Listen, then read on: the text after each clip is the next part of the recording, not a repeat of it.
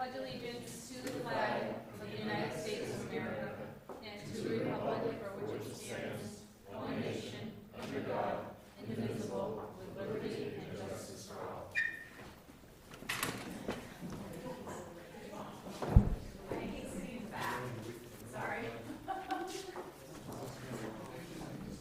Good evening. Thank you all for coming. Tonight we're here for a joint meeting of the Board of Selectmen, the Finance Committee, and the Capital Improvement Committee. The purpose of tonight's meeting is to make any outstanding decisions needed to move forward on the fiscal 16 budget, including the discussion and direction of financial articles for this evening. Tonight we will be engaged in an active discussion with the Finance Committee, Finance Team, and Capital Improvement Committee. Tonight's meeting is not intended to be one for public comment, but rather an opportunity for these grounds to be on the same page and, as necessary, ask department heads for clarification or direction as needed. Before getting started, I'd just like to welcome everybody in attendance. As a committee or finance team member, please approach the podium and speak clearly into the microphone. State your name and the committee you represent the first time that you speak. If you're a department head and you'd like to address a concern, please follow the same format and approach the microphone at the podium. This evening's meeting will proceed as follows. To begin, our town administrator, Heather, will provide us with an overview of the budget process and meetings. She'll go over revenue projections briefly and provide the current budget figures. We will then hear from a member of the Capital Improvement Committee to explain to us their process for all requests for capital improvements, as well as their recommendations for projects. At that point, we will hear from the Finance Committee as to whether they endorse these projects. Any related discussion will follow. We will next discuss and vote as necessary to endorse capital items. At the conclusion of the capital discussion, we may break as necessary. Otherwise, we will return to Heather presenting the changes recommended by the Finance Team and the request for further guidance from the Board of Selectmen. At this point, I'll turn the meeting over to Heather, and we can get started. Thanks, Liz. So, as Liz already pointed out, Heather, Town Administrator. So, we started the budget process back early fall, give or take, right after the Division of Local Services from Department of Revenue came and presented a report on the budget process that we've been involved in the past. They had made several recommendations, and we tried to implement as many of those as we could moving forward. Some of the examples would be coming up with a free cash policy and not utilizing it to balance the budget, forming a finance team, which was a subset of the Finance Committee, which was represented by myself, the town accountant, the town treasurer, a member of the assessor's office, and a member of school administration finance, and someone from the Finance Committee, if not two people from the Finance Committee. At that point, we began meeting, I think around January, bi-weekly, to just discuss our revenues in general, any concerns we had moving forward, and we continued meeting throughout each of the budget pieces. At that point, we began meeting as a finance team to review all the budgets once they were submitted. We did all the major budgets on a Tuesday, Thursday, I think even Monday night at one point, for the large departments, police, fire, highway, and schools. And then we met as a smaller group, being just the finance team and one representative from Finance Committee, during the day to go over the other budgets. That included, library, town administrator's office, treasurer's office, cemetery commission, et cetera, et cetera. At this point, what's happened is we spent about the past week or two, if not more, actually looking over each individual budget as they had been submitted and discussed to talk about what recommendations and what changes we'd make, if any, and what things we could put forward. I'm going to go over, at this point, our revenue history predictions. We currently have it actually on the projector. I'm going to blow it up a little bit so folks can see. Let's see here.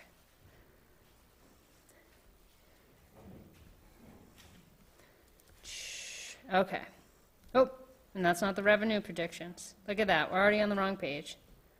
There we go. All right. So the first thing you see on the top left is it's broken down by category and group. And then to the right you see FY 2015, BAM, represents budget as modified. You have the percentage change from the year before. Then you have FY 2016 estimate. So that's our best guess. Some things are going to be more in stone than others, and we'll go over that in a second. So the first section is the property tax levy. We have the prior year levy limit. So in FY16, that was $9,659,836. Then we have the 2.5% increase, which we know from the calculation, so that's $241,496. Then we have new growth. New growth is what's essentially happening in town on the different properties. Over the years, we try to guesstimate this as accurately as possible. At this time, the best number we've been able to receive from the assessor's office is $190,000, which is down slightly from last year, but last year we actually didn't initially budget at 201. We budgeted lower, and then when the recap was completed in order to set the tax rate at the fall of 2014, the number was finalized at 201. We have our debt exclusion or excluded debt. This allows us to go above the levy, and that's $633,988.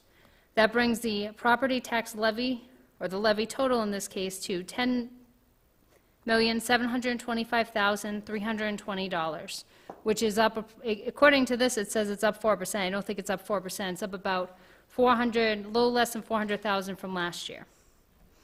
So then the next section we have is the educational aid and non-educational aid. So these are the numbers we pull from the cherry sheet. We have Chapter 70, which is at $2,478,476, which is approximately, give or take, $10,000 higher than last year. I think it's $10,002. The next item you have in here is charter school tuition reimbursement at $4,264. So what that is for every student who goes to charter school, each year of the first 4 years they attend, we get a reimbursement percentage. I want to say approximately right now we have about 3 children going, and each year that they're enrolled in, we get a reduction in what we get reimbursed. So the first year we get a higher percentage, second year we get a little less, the third year we get a little less, and now we're at the point where the fourth year, the state does not give us anything back. Then the next thing you have here is school choice receiving tuition. This is simply just something that passes through. It doesn't actually stay with us. You'll see it come in the revenue, and you'll see it go out the expenses. It goes directly essentially to Norris School to utilize. Next line down you have is non-educational aid. You have unrestricted general government aid, and that's currently at $587,401. Let me blow that up a little bit.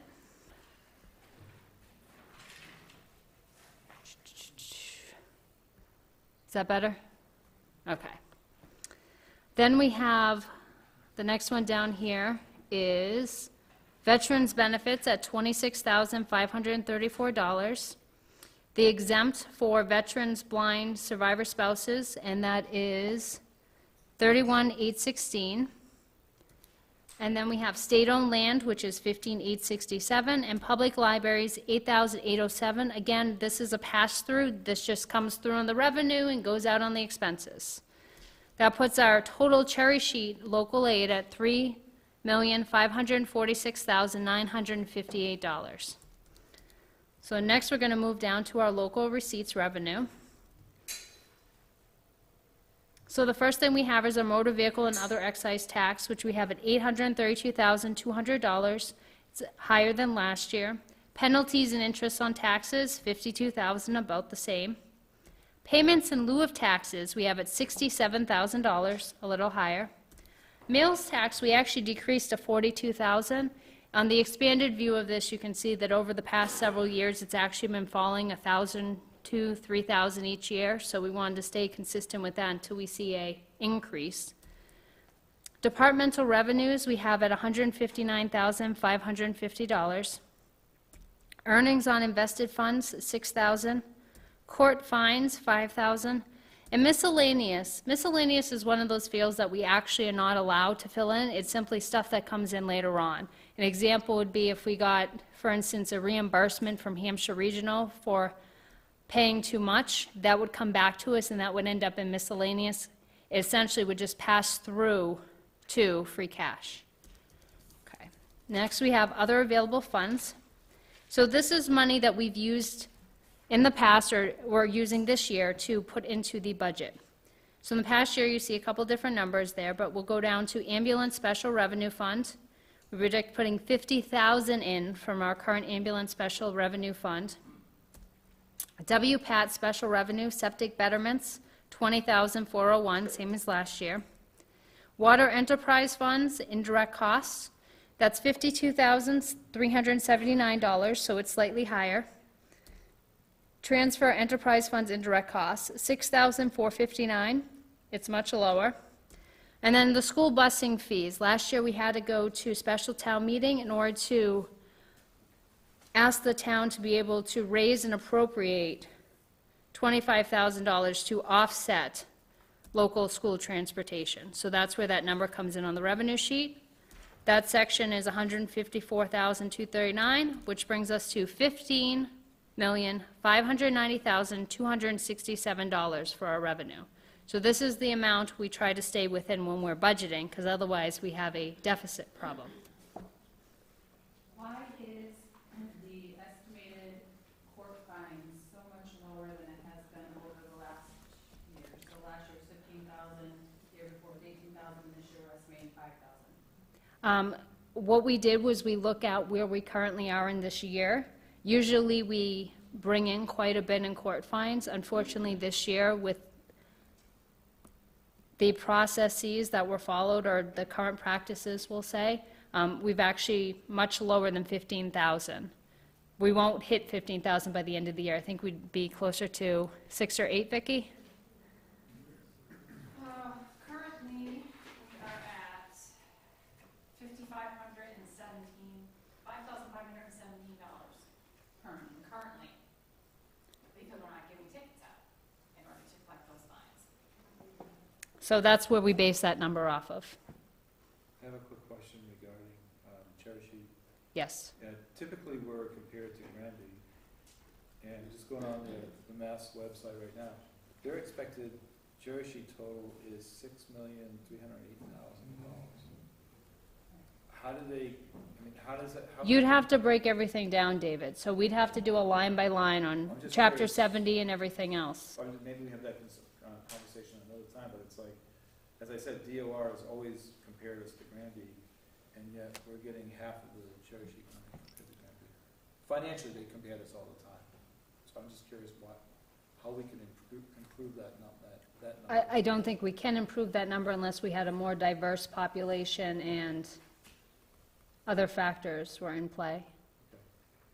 Can I keep asking questions about this revenue sheet? This is your meeting. So I guess if we're only projecting $5,000 for fiscal 16, but we're already at 5517. Where are you at? I'm sorry. I'm still talking about the court fines. Okay. If we're already, I understand what you're saying, and I understand why the decrease, but if we're already at 5517, and we still have 2 or 3 months to go, shouldn't this $5,000 be estimated a bit higher? We can estimate it higher. Generally, I mean, we can do that if that's something you wish to do. We try to make sure, and I know Vicki's worked very hard on this the past several years, you don't want to overstate what you anticipate to bring in for your revenues on local receipts. Underestimated by 1,000 either. I guess It's, I don't know. It's If a- we're already at 55, then it might be something we need. so it's about a $2,000 difference at that point. We can change it to the 2,000 piece. I can tell you that we sat down with finance team, and I think we spent 1 or 2 meetings to go over the departmental receipts, which are broken down on a separate page, and we went over every single specific one. So we took into consideration when we raised fees, we took into consideration the volume of things, we also looked at the trends over the years. We wanted to try to hit on target as much as humanly possible on our projections. So if it's the board's wish to move it to 7,000, we can do that. I think what she's saying is we're extrapolating it the wrong way. We're extrapolating it up based on actual past. 7,000 should be easy. Well, why is there such a drastic change in our policy? It's not in our policy. It's not You're saying we're not, letting tickets anymore, or we're not, doing enough enforcement? I think that would be a question for the department head. I'm just concerned why the drastic drop. I am also concerned, but if we're just talking about the revenues and we're projecting up significantly less, but we're at least at 55, then it seems like the right thing to do to at least raise it by 1,000 or 2. Or leave it equal. Well, then you have to project going into June, which would make you at $6,000 or $7,000. he's not gonna hit the 15 that he Yeah, said but last year, I was but, Well, always no, in the actually, you said impression, 18 last year, and I changed it. I was always in the impression that. He hit tickets 18? and the fines from the courts come in on a regular basis, not a regular, check that comes out. but I don't think that you're gonna get up to $15,000 between now and June, that's not gonna happen. Based on what projections? What we already collected, is that collection up to what month? This 55 that we've already collected is up It's current through the end of March. end of Now, March. when we actually did that projection, I think the last couple, maybe the last 2 months, there's been an increase in those collections. So that probably would explain why, we went with the 55, because at that point in time, we took whatever was in there and we looked at the average of what was been collected and anticipated that that potentially would be going forward because we had no other history for this year to go by. So maybe the next couple of months, there might be more, so the $7,000 isn't unreasonable. But at that point in time, when we looked at it, that's what we extrapolated because that's what had been collected based on an average per month. Normally, in every year, we've collected about $1,800 per month. And we're not this year. And we're not doing that this year. Is that been going all the way along since June? Since July Since 1st. July Correct. 1st. Correct. Just a question, and I may have heard it wrong. Did you allude to a change in policies or practices at the police department? That's why it's down in the beginning? Yes. Yes. Okay, could somebody share it? I mean, They're not patrolling in order to save gas and to not put wear and tear on the cars, so they're not patrolling I at thought all. the gas went way down. it went down in half. Yeah, so I mean, that's a moot question, So it's gas. should I ask where the police officers are during this time? If they're not in the vehicle? Again, I would say you'd have to speak with the department head for specific questions. I think we should put I that can on. tell you numbers. Can we put that on our agenda for next meeting? It is you already have on your agenda for Tuesday to meet Tuesday? with the police, fire, and highway. I guess my suggestion to the board would be if there's questions like this that come up, if you could keep your own specific list so that we don't lose anything in Yeah. the next Well, few it days. is affecting the revenue, no lie. So in the meantime, does the board want to change that $5,000 or do you feel comfortable leaving that until you talk to the police chief?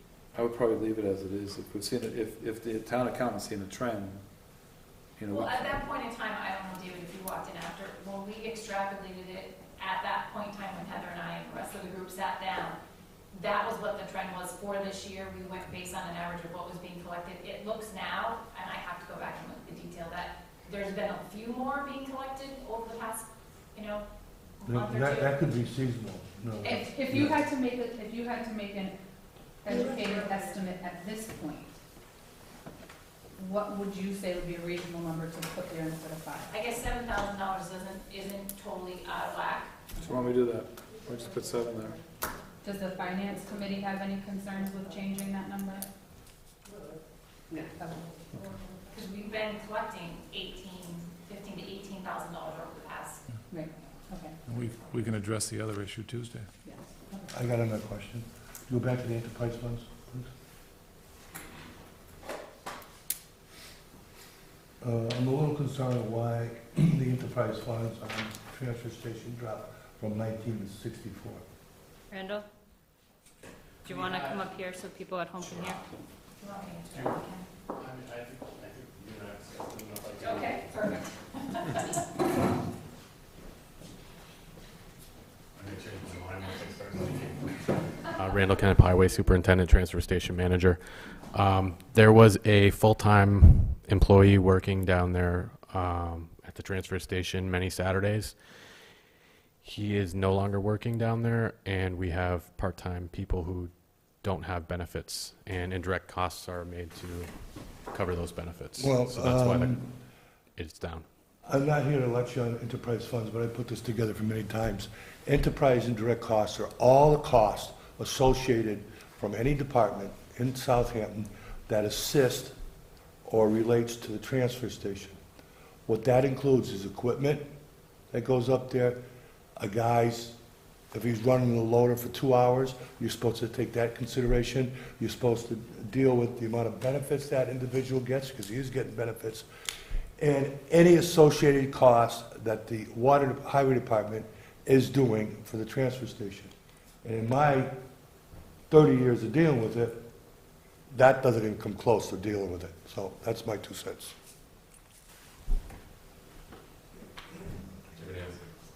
Are there any other questions about?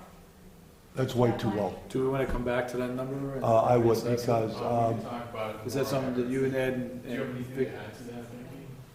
Well, you know, in previous years, we were again charging insurance, to that particular account for, the individuals that work down there. But the people that are down there currently don't get those specific benefits.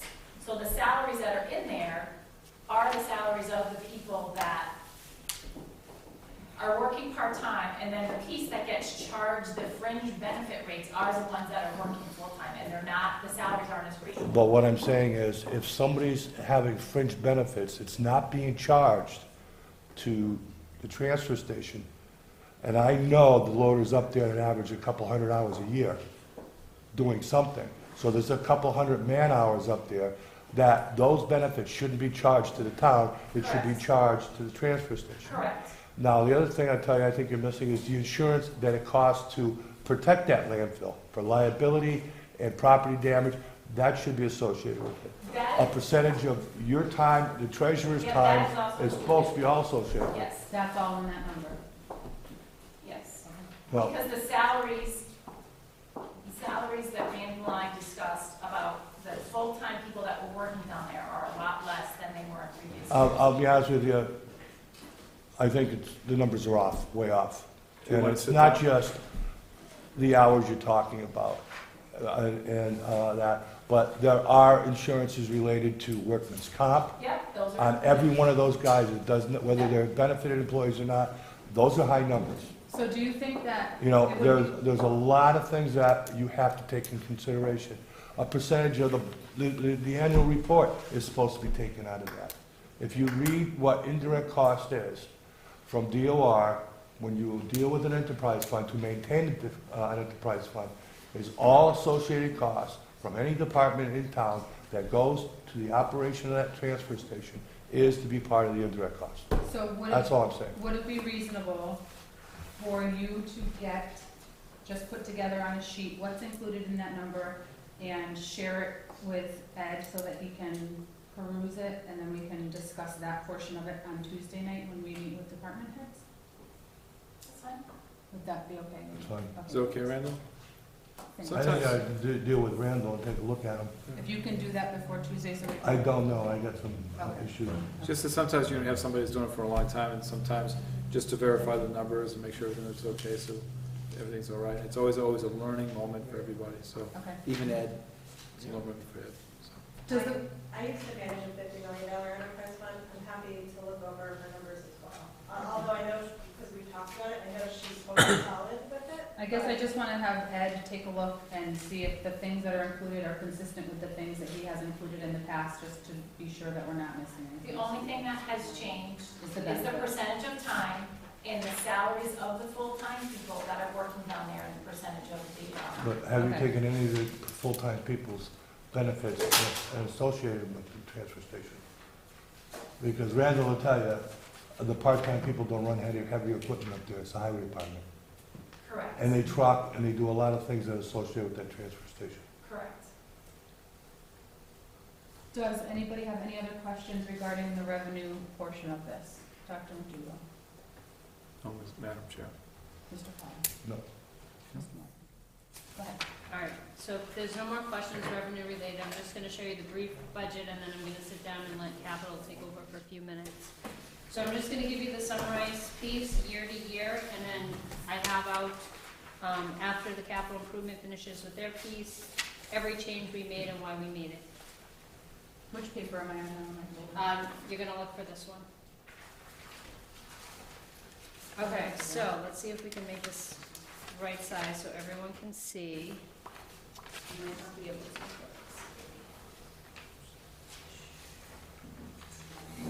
this one.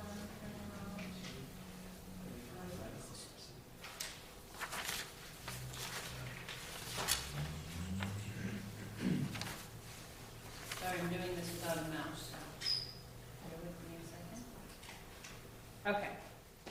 So I'm just gonna kind of scroll down here. I'll give you a brief overview of each section, and we can go into more detail in a few minutes. So general government for FY16 finance team recommendations. This includes treasurers, building expenses, gas and electricity for this building and the police station, town clerk, personnel board, other things related to what we've considered general expenses. And the current finance team recommendations are $596,502.81. That is a $3,118.45 increase over, is that last year, Vicki? That's the requested. Oh, that's over requested? Yes. And what's the last one? That's the total amount? It's the recommended less last year's adjusted. Which line are we looking at? We're looking at, trying to follow on Okay. this, 'cause I can't see that.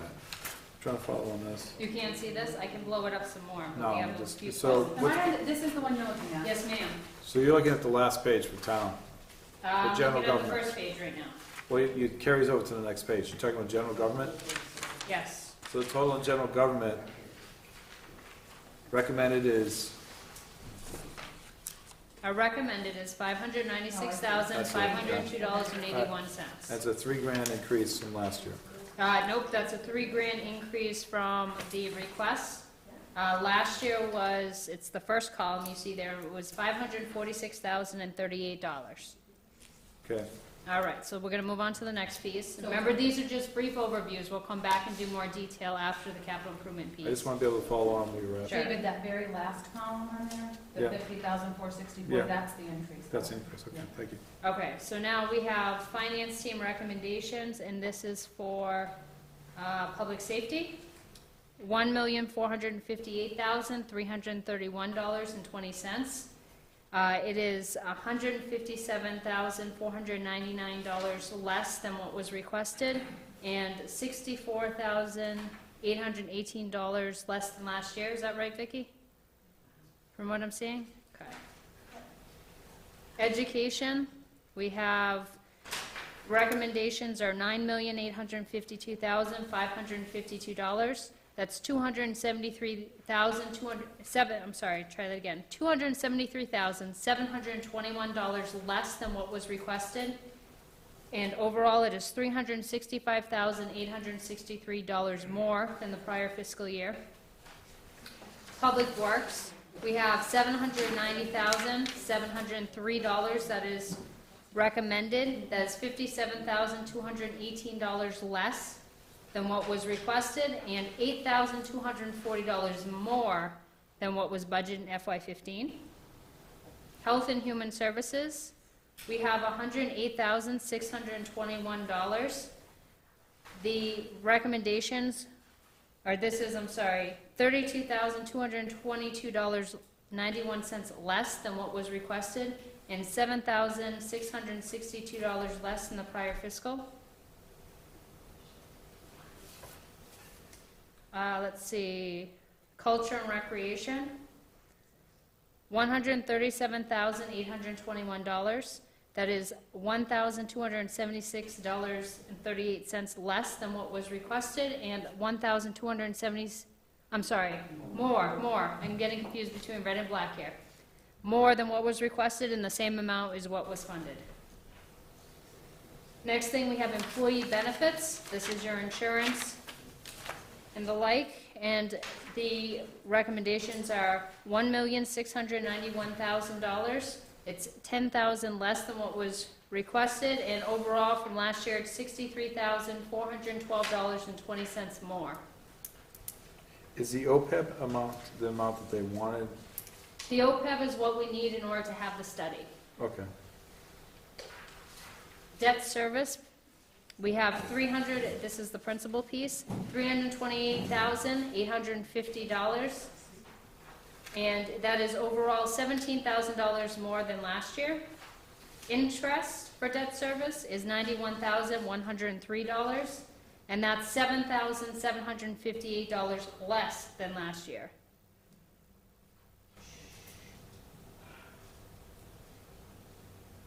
Intergovernmental expenses, so this is your Hampshire Council of Governments, charges on the second page of the cherry sheet. That's $16,218, which is overall $160 more than last year. Okay, so overall, we have $15,544,302. Heather, could you go back to public safety, because I didn't see any police items on that. Okay. And remember, this is just an overview, Ed. We'll go into more detail in a little bit. There's some police items there, right? Well, up in the- First five. So right here. Okay. 5 or 6. The DARE program has gotten. So overall, that leaves us with a total of, where's the number? 15.2. Yes, but I want to tell you the difference, which is $45,964.99 left to play with. But we'll get into other needs and recommendations in a little bit on that piece. At this time, does Capital like to come up and speak? Sure, be glad to. Francie? Yes, ma'am. If we go to culture and recreation, Yep. if you look at the difference between. I think one of the calculations was off in one of those two last columns. I haven't played with those, so.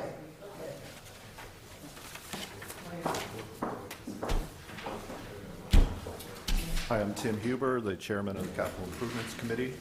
I believe each of you got a copy of our letter to the Finance Committee, and I'm going to use that as kind of an outline basis as I flow through this. First of all, I'd like to thank my committee. Wonderful depth of knowledge about the town and what's going on, and a wonderful clerk who kept us all in order, so thank you for that.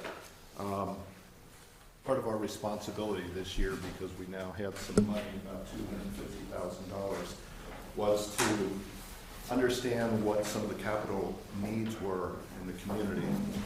We got a list from the various departments requesting money and items. We went through the definitions of the capital improvement items as the bylaws state, and first of all, eliminated quite a few of them because they didn't meet the criteria that we needed to have for capital improvement. Secondly, we then itemized the items, called in department heads, asked them to go over what it is that they wanted. We discussed it with them to help clarify and solidify the needs, because part of our job, as I saw it, and as our members saw it, was to make sure that the department heads were asking for appropriate products, as opposed to just kind of putting a wish list together. By doing that, we solidified the needs.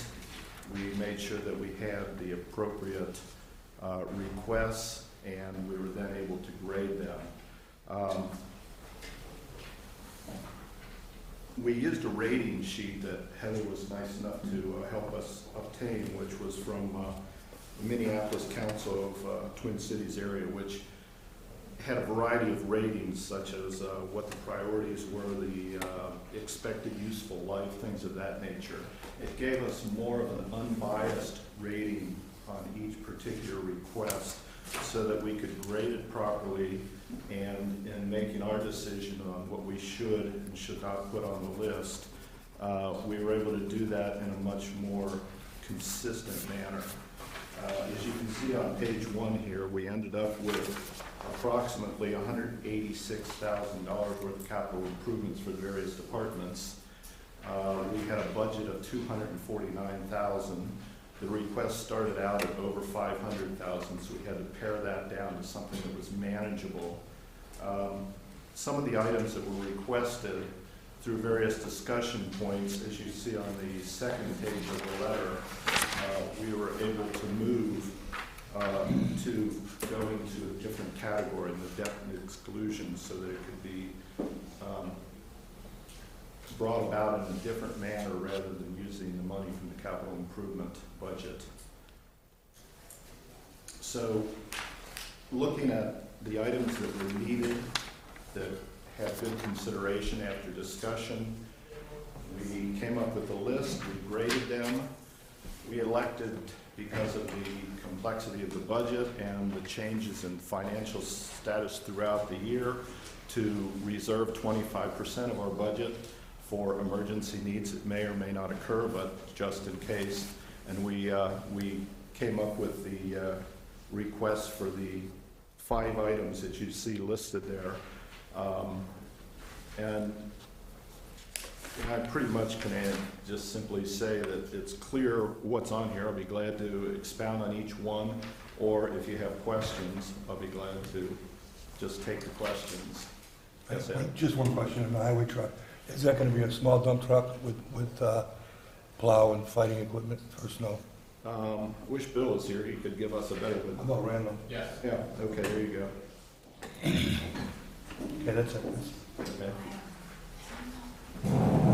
And this updated phone system, what's the life expectancy of that? Do we know? What's is anyone from the school committee? The phone system has a life expectancy of close to 20 years. Okay. Can I just, the phone system, to clarify, and correct me if I'm wrong, is not, phones so much to call out from the office, like a phone. It's actually a phone that goes into each classroom so that in the event of an emergency or a lockdown, the teacher can actually pick up the phone and it goes directly to the police department. Okay. And they know exactly what room the emergency is in. So when you see phone system, it's not, I'm That's going to more call your neighbor. complicated. It's, Yes. an emergency phone system. And is there somebody from the library to talk about the heating and cooling system? I'm here.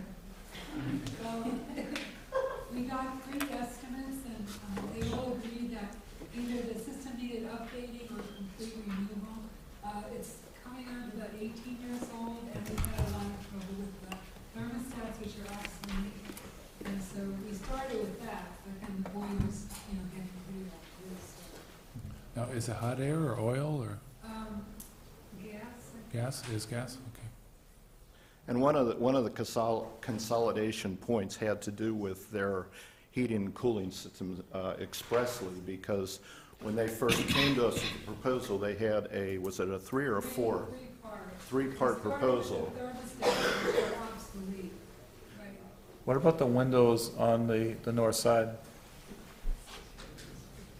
What about the windows on the north side that are a little rotted?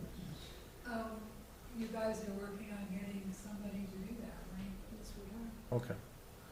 It hasn't been fixed yet. Okay. Thank you, Tim. Thank you. Oh, Francine? Oh, yes, I'm sorry, go ahead.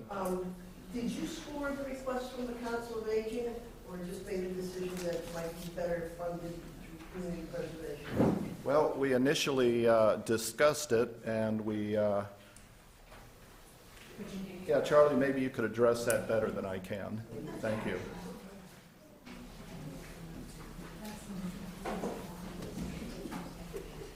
When the Council on Aging brought this forward, the first thing that was obvious is this is an historic building.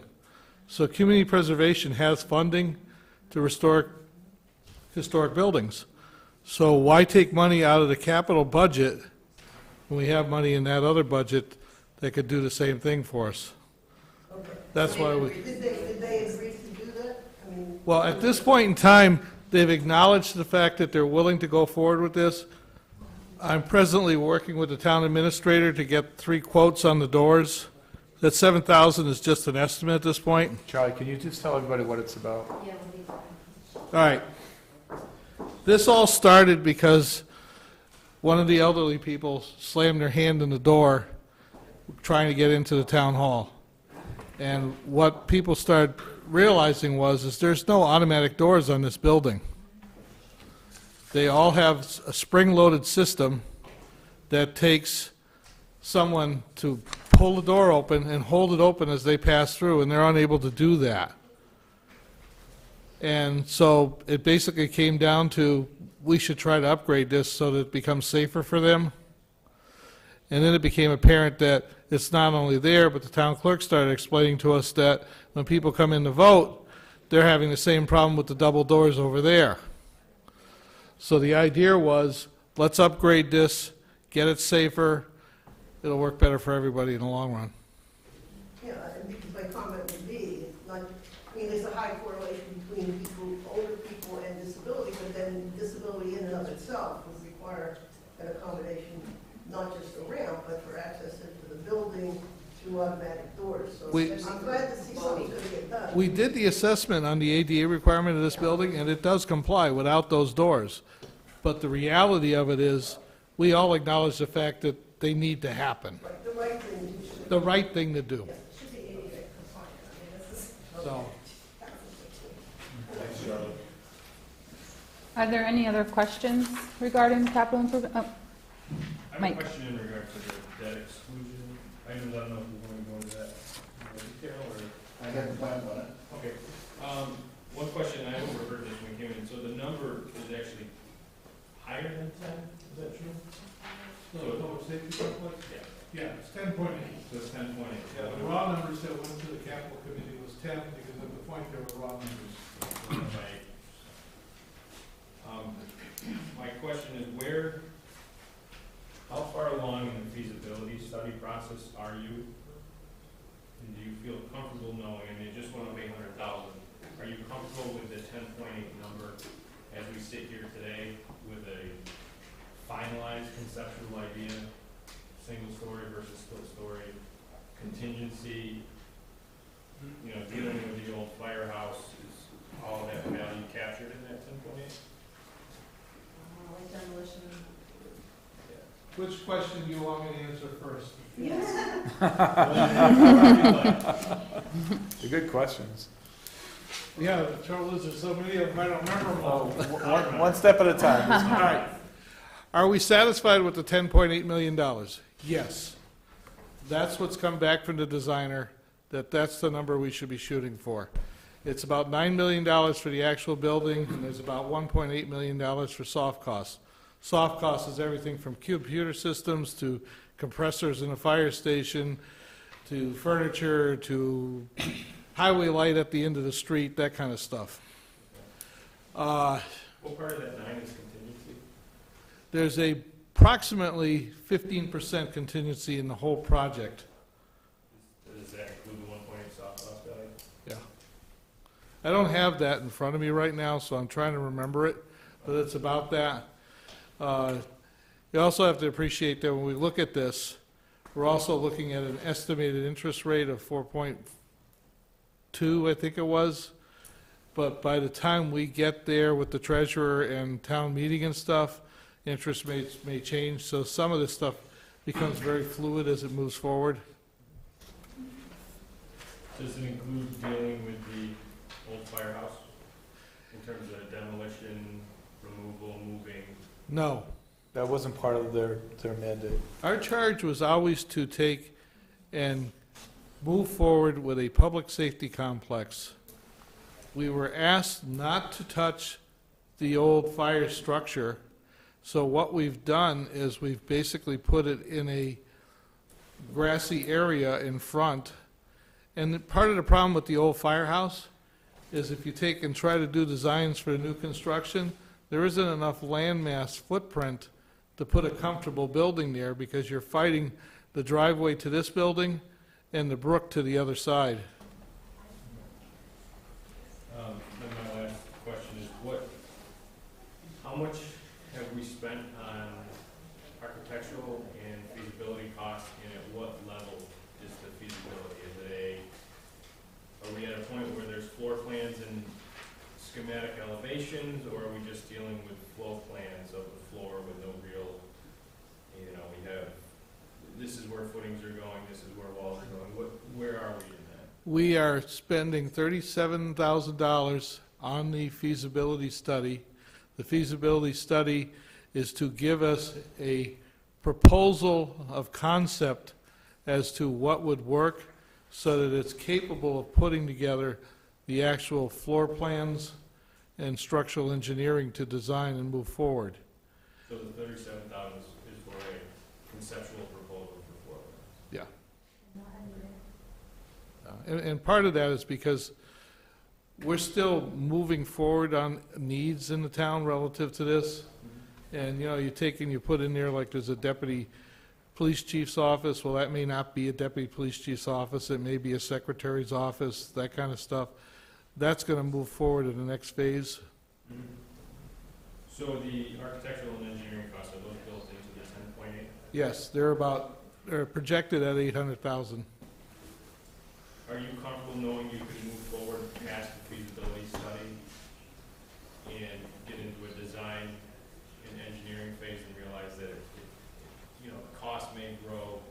I mean, you're asking the debt exclusion of 10.8 when, what if the project doesn't go? I mean, have you thought about breaking out any architectural or engineering costs up to a certain point? When you asked if the project's not going to go, are you asking, is it the town meeting is not going to approve this? I would just, you're Or at are you- conceptual design at the moment, so you're gonna step forward into your DDs and your CDs, your design documents, your construction documents.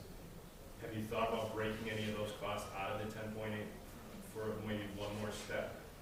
We've had discussions about doing the architectural design as a independent and then move forward with the total concept.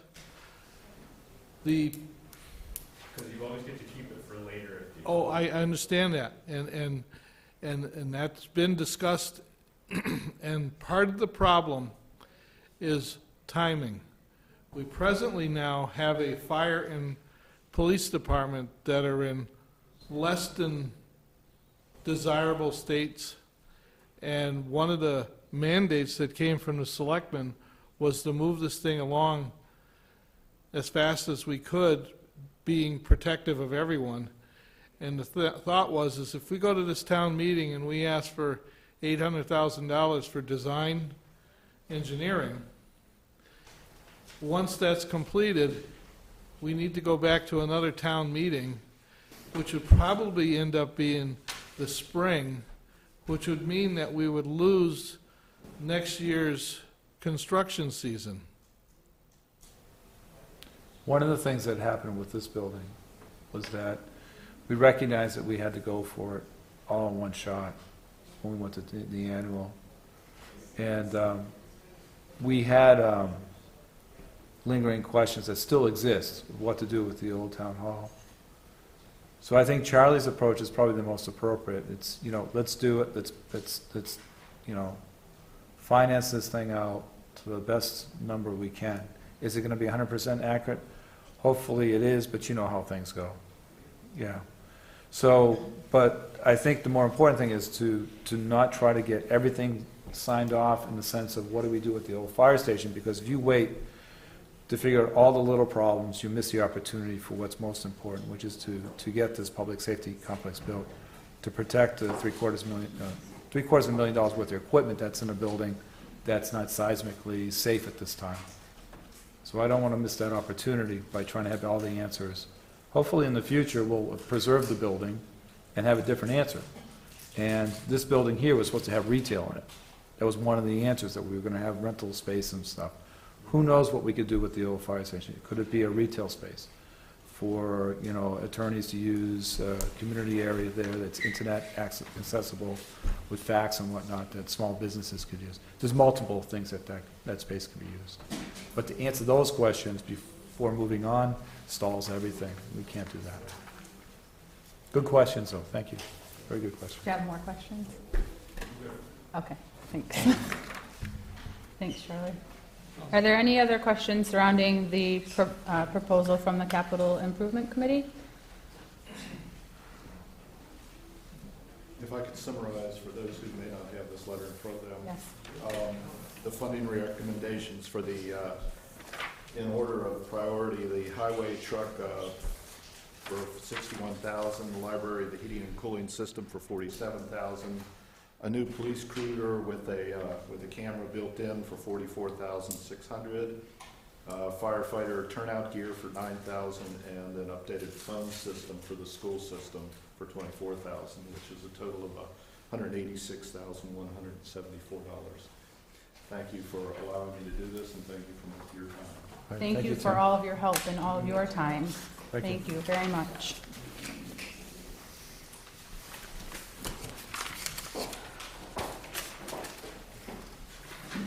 Since you have all three groups here, would it be worthwhile to take a vote on moving these articles moving these items forward to become articles? Yes. You're talking about the capital improvement. I would make a motion to approve the funding recommendations 1 through 5 on the first page. Is there a second? Second. Any other discussion? Oh, Charlie. Remember, we got a 10,800 request for the public safety complex. It says 10,000 on the capital. 10 million. 10 million. This is the first, Charlie said the first page. He said 1 through 5 on the first page. On the first page. And I was going to flip the page over. I was going one step at a time. So we have a motion to move forward with the funding request for the first 5 proposals from the Capital Improvement Committee. Is there a second? Is there any other discussion? All those in favor? Aye. Aye. Do we want to give the Finance Committee and the Capital Improvement Committee an opportunity to vote as well at this point? That So would be a everyone's good on the choice. same page? We actually voted on Tuesday night. We had this ahead of time because they sent this to us, so we've already taken our vote and we voted to approve these expenditures. Excellent. Do you need a vote from the Capital Improvement Tim, Committee? you guys voted when it's in the minutes? Okay. Okay. Very So good. we're all set on that. So you can flip the page now, David. Turn the page, as Bob said. Make a motion to include the town debt exclusions as recommended by Capital Improvement Committee. Second. Did you want to list those, David? Because I don't know if he listed the first one ever, so people at home may be asking Okay. what you're talking about. Okay, so there's, the first town debt inclusion is the highway fuel station and generator for $198,875. And the second one now, I need to pause for a moment. Does finance and capital improvement agree with the 10,800,000 or 10,800 or 10 million? Given the information that we have today, I would say we would agree with it, 10,800,000. Okay. Does finance feel the same? Are we voting on this? Yeah, we weren't aware that we were. I think we'd like to have more discussion on this item, and we're not in a position where we want to take a vote on the debt exclusion. Fair. Okay. Can we move ahead with the vote? Yes, because this is a matter of putting it as an article. When we get to the article stage, if the board decides, you know what, we don't want to go forward with this, Well, I'll make the motion then to public safety at $10,800,000. Second. Is there any other discussion? All those in favor? Aye. did you need to take a break at this time, or are we going to continue? No, I'm okay right now.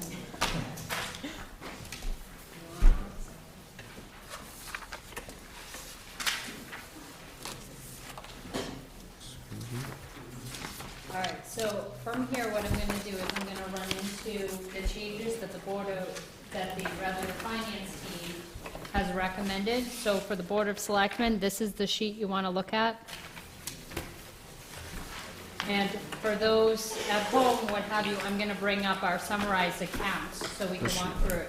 Because I know, I'm just gonna go through anyone who's here first, I was gonna say, in can case we, there's any questions. So Right, I'm so gonna start can with we- the Board of Health. thank you. Yes. So that's the third one down on the sheet. So essentially, this is, our 3 major recommendations were this. Wages, we combined it into one line. We combined the health agent position and the clerical position into one line. And by that, I simply mean the wages that were allocated for both. The reason we did this was to provide more flexibility to the Board of Health itself.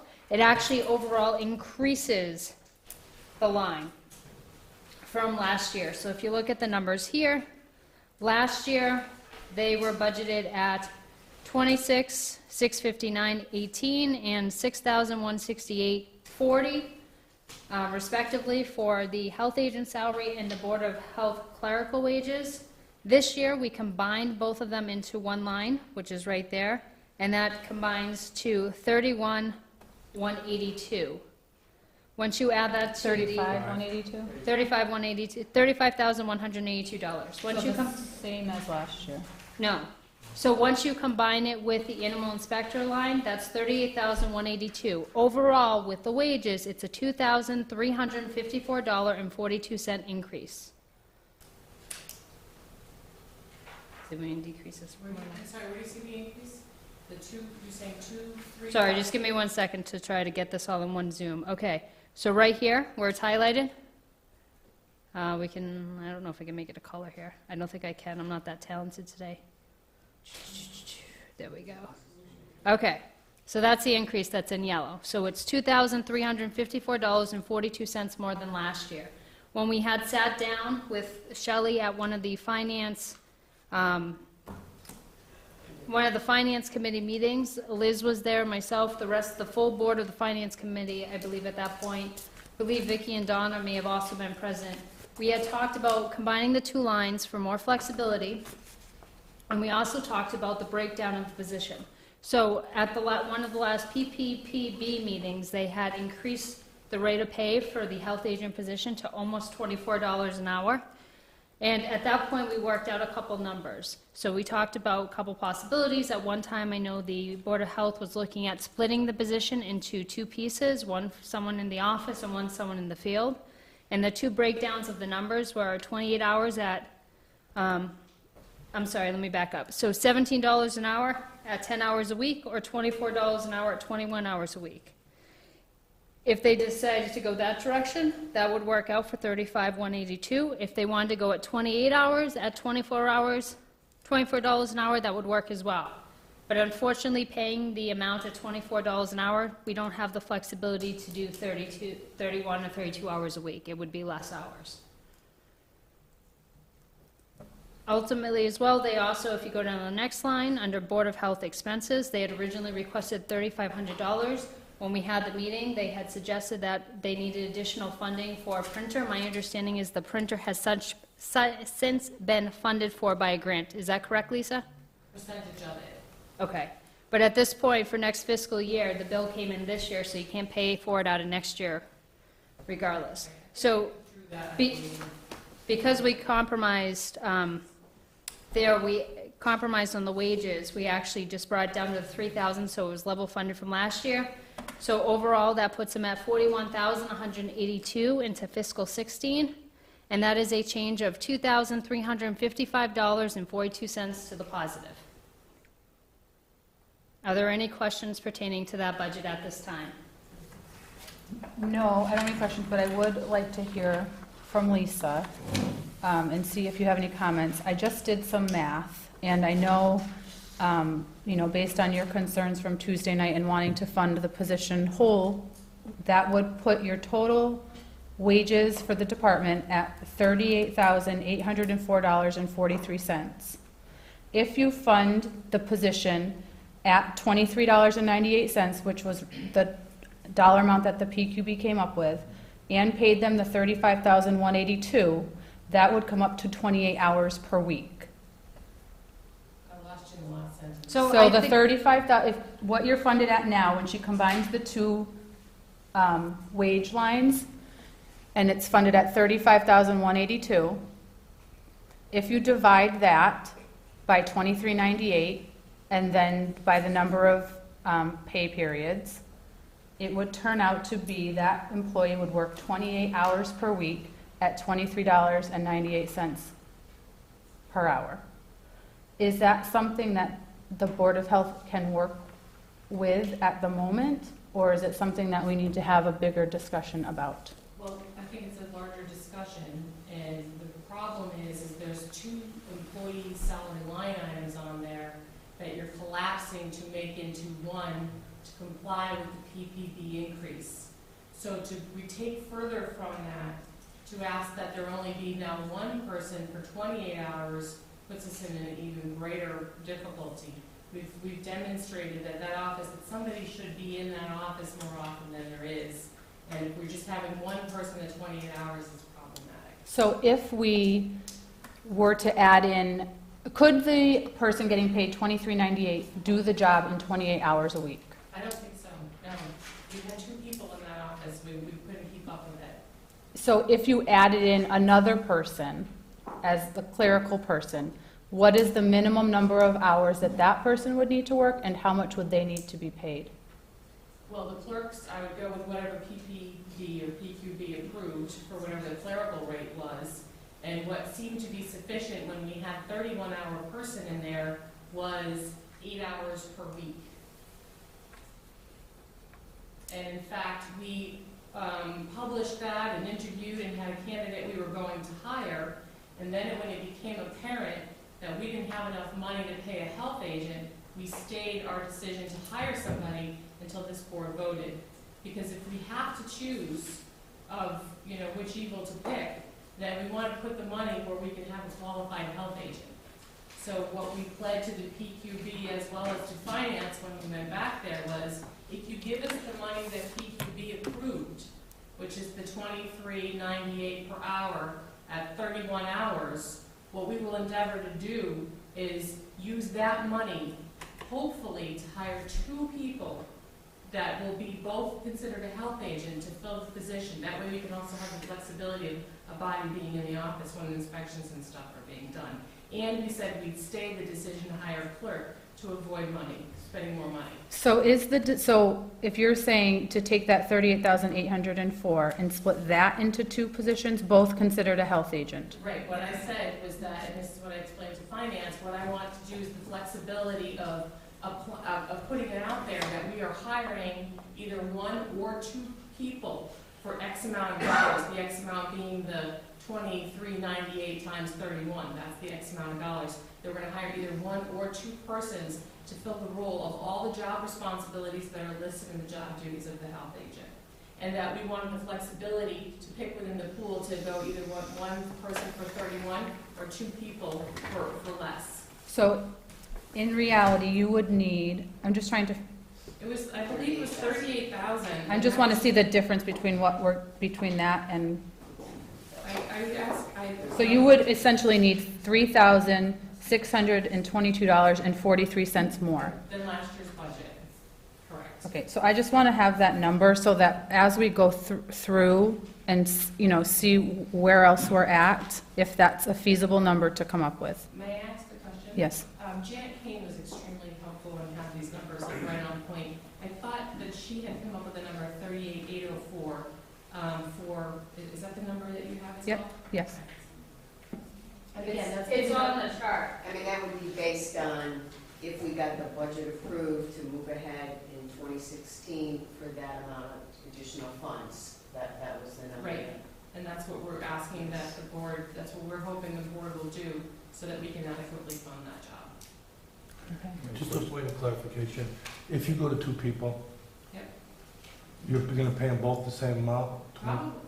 Probably not, it's to be Because- negotiated, and I promise, and I raised my right hand to God when I talked to the finance committee, I'm not gonna use the necessary $23.48. If I can get somebody for less and split the job up for less, I'm Well, very the fiscally only conscious. question I have, and when I ask about the second person, the health agent, there's no doubt in my mind he's worth 20, or she is worth 23.98, whatever it is. But if somebody else is in the office and they're doing secretarial duties only, I'm comfortable with that person receiving that same pay.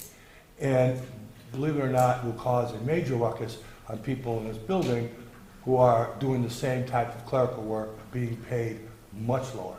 Well, I think what That's Lisa all I'm said was concerned that about. she would be willing to pay the clerical person the same consistent number that the PQB has stored There other. would be no clerical person if we hired 2 agents. Right. There wouldn't So be no just clerk. so that if you want to hear more details, I'm happy, and I don't know if it's the appropriate time, but what our conceptualizing is, there's kind of a divide between the interfacing with the public education and the attendance at the meetings and the documentation and the grant writing and then the actual inspections. And it's been very hard for us to find people who have the qualifications to do the soil inspections, like the septic inspections and the food inspections, and also have the same knowledge as necessary for disease control and well water contamination, et cetera, et cetera. So what we had thought about was to divide those tasks so we could play to different people's strengths. I mean, just as an example, we made a temporary hire last night. We hired Jerry and Ron Lauren, and we asked them to divide the tasks within the job description between on-site inspection stuff, so Ron could play to his strengths, and Jerry to hers.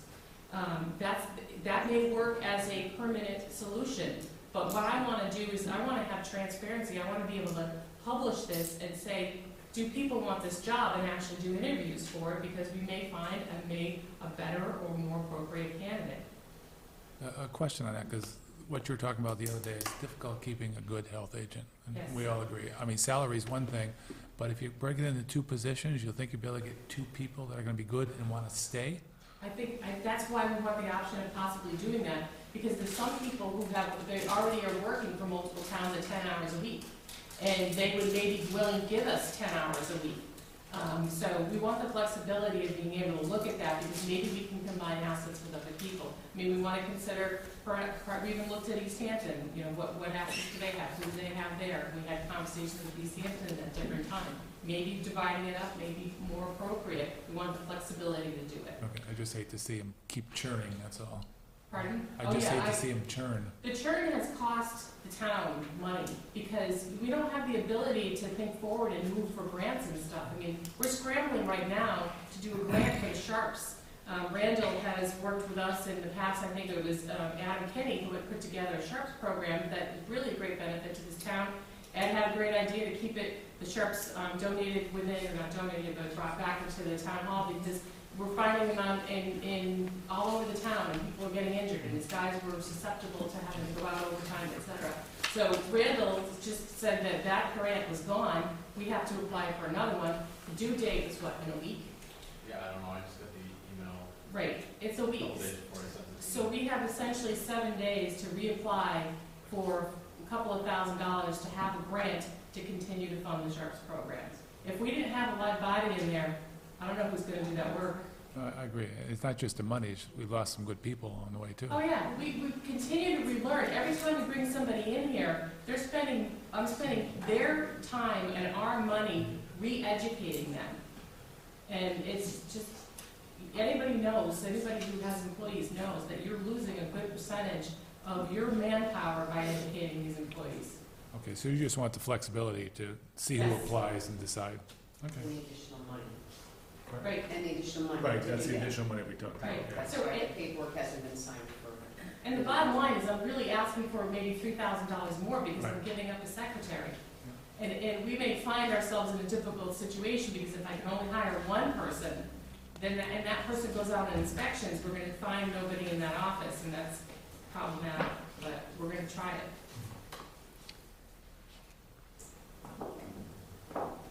Are there other questions from the board regarding the Board of Health?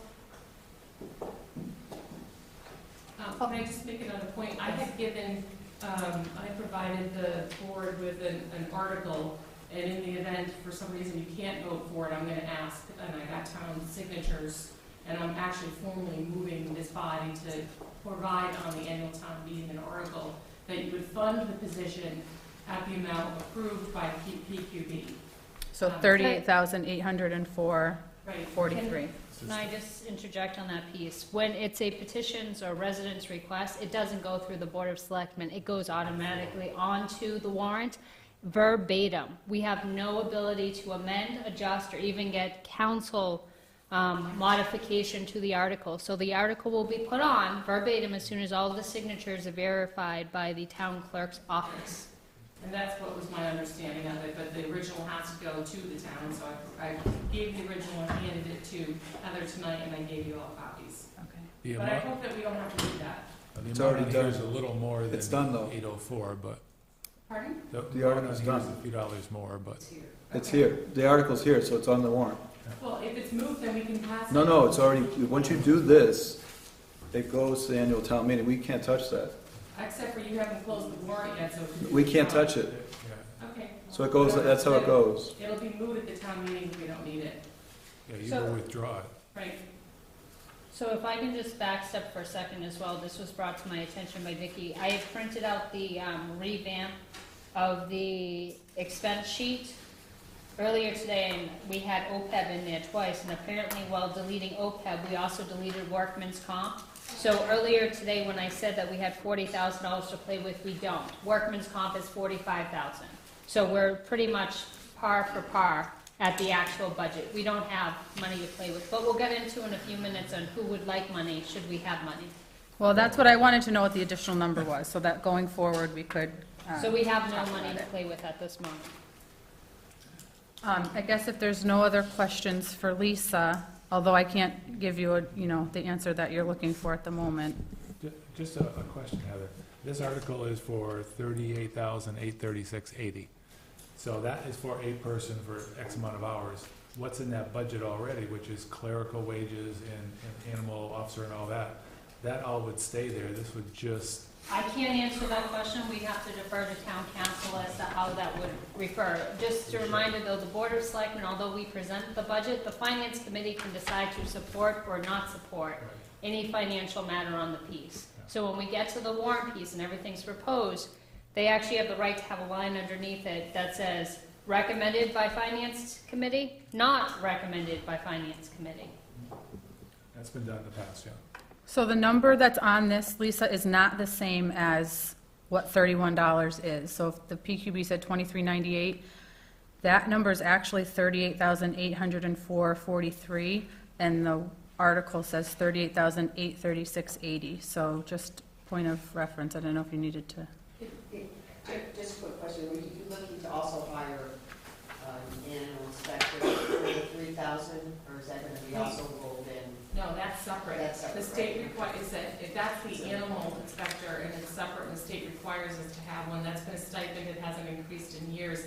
That, I'm just not sure if I'm reading this right. Are you suggesting that the 38 that's currently on the warrant does not include, or does include the animal inspector stipend? Well, I'm reading it, and I don't, from what I'm reading, it doesn't. So it says, I move to fund the Board of Health salary line for the that is position what or. my proposed article. Yes. My proposed article was only for the salary line item for a health agent. Right. Doesn't say- One or more agents at the rate But it that doesn't is say already health approved. agent though. It does say health agent. Does say Then health. my problem is that 31 hours at $23.98 is not the number in this article. Is it, what's the specific number? $38,804.43. And the article says $38,836.80. Whatever was in that article was the number that I believed I got from, after calculation with finance and after consultation with TQB. That's why I selected it. What's your number, Liz? I say $38,804.43. So I'm just going to see, hold on one second. Hers 38. hers is different because it's 52.3 weeks. There's a That's leap year. correct. So you're figuring the straight 52, but it's 52.3 on the leap year, and it's 52.14 on the I see. Thank you. Thank you. Okay, I got it. So much. Thank you. Thank you. Too many years of municipal budgeting. All set. Okay, I get it. Great. It's like, Yeah. I was told that that was the 52.3 was the Yeah. calculation that I had Okay. used, so that's how I calculated it. Okay, I think 16. okay. So are there any other questions? Are there any other questions regarding the Board of Health? But one question Lisa? that you Oh. had, Lisa, up there, is that budget looks like it does include the animal officer to get to that number that we talked about. Right, that's what I'm concerned about, and The 3,000 is not part of that number. So you have 38,000, the requested numbers were 38, 6, and 3.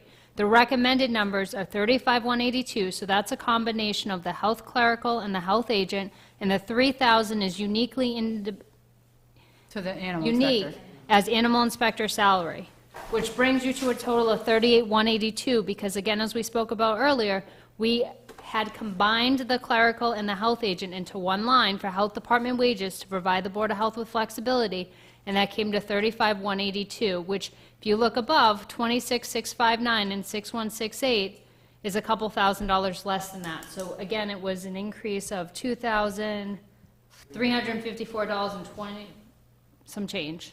I flipped back too fast. And the article as written doesn't encompass the animal inspector. It's specific to salaries. it's specific to salary for health agent. Right. So this is insufficient for the necessary operations of the Board of Health. Right, you need $3,600 more dollars. I need, right, 36,2243. So you can keep that in the back of your heads as we go forward. Okay, so can I ask a quick Yes, question? please. It's just about procedures. I understand this is recommended fiscal year 2016. Is this recommended from the Finance Committee? this is recommended from the finance team. Finance team? Yes, which Which is was one- someone from the finance committee, the board of selectmen, the treasurer, the accountant, all of those people. Okay. On a And team. Is this the first time that you're all seeing these numbers as This, well? I have seen all of this, but I've been present at those meetings, so this is the first time the gentlemen are seeing these numbers. Because this is the first time I'm seeing them, so it would be helpful, maybe historically. I know it's a crazy time of year for this to be given to. This is as soon as it was developed. We couldn't have produced it any sooner. I think I finished the last sheet of this, Vicky, like 5:30, 5:15. So the moment I hit print, people got copies.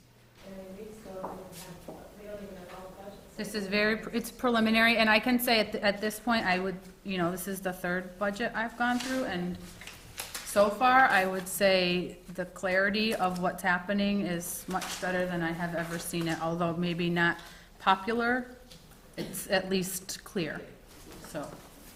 It's a better May I process. ask a Yes. procedural question? Is it appropriate to talk about like fundraising and what the Board of Health did to try to make sure that we raised enough monies, et cetera, to come up with monies to pay for the things that we're asking for? Or is this No, not the right I don't time? think this is the appropriate time. This is simply looking at the numbers we have here and moving forward. If the Board of Selectmen wishes on a separate night to take that up under a matter of consideration, they actually already heard this on Tuesday night, so I don't think there's any new information, at least from this perspective, that I can see.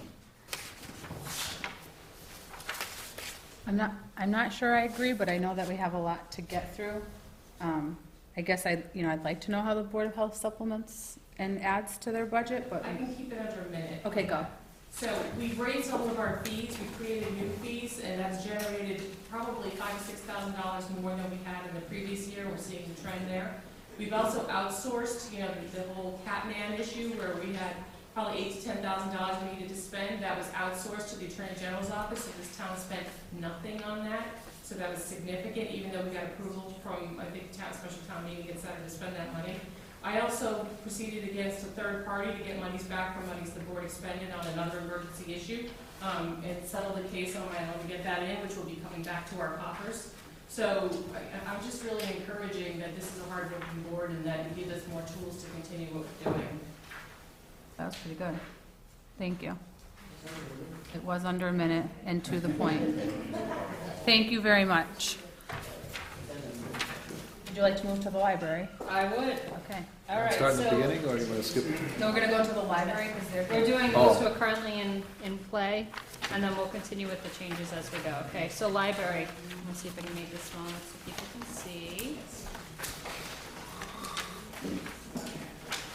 This is everything, but I might have to blow it up as we go. So library, we added essentially $4,480 in order to keep their accreditation, so we do not have to apply for a waiver. They had originally requested $124,021, because give or take, that was where they needed to be for level funding. And we recommended putting them at $128,501, which again is a $4,480 change so that they could keep their accreditation. The next thing we have for the library is, actually you don't see, oh you do see it here, library, electric and gas. We're trying to pull the electric and gas amount out as well as the building expenses. And we will pull those out of the library expenses. We have the numbers from Barbara, she sent them to me earlier. The other thing we'd like to do under this piece as well is we'd also like to represent what the book number is. But outside of that, that's the library. That was easy. So can I just make one point that when you're gonna pull the gas and electric out of each department, is that what was decided? We're trying to be consistent with all departments, so any building that has gas and electric or maintenance, we want to pull it out so we can represent it. You're not going to see that all here tonight.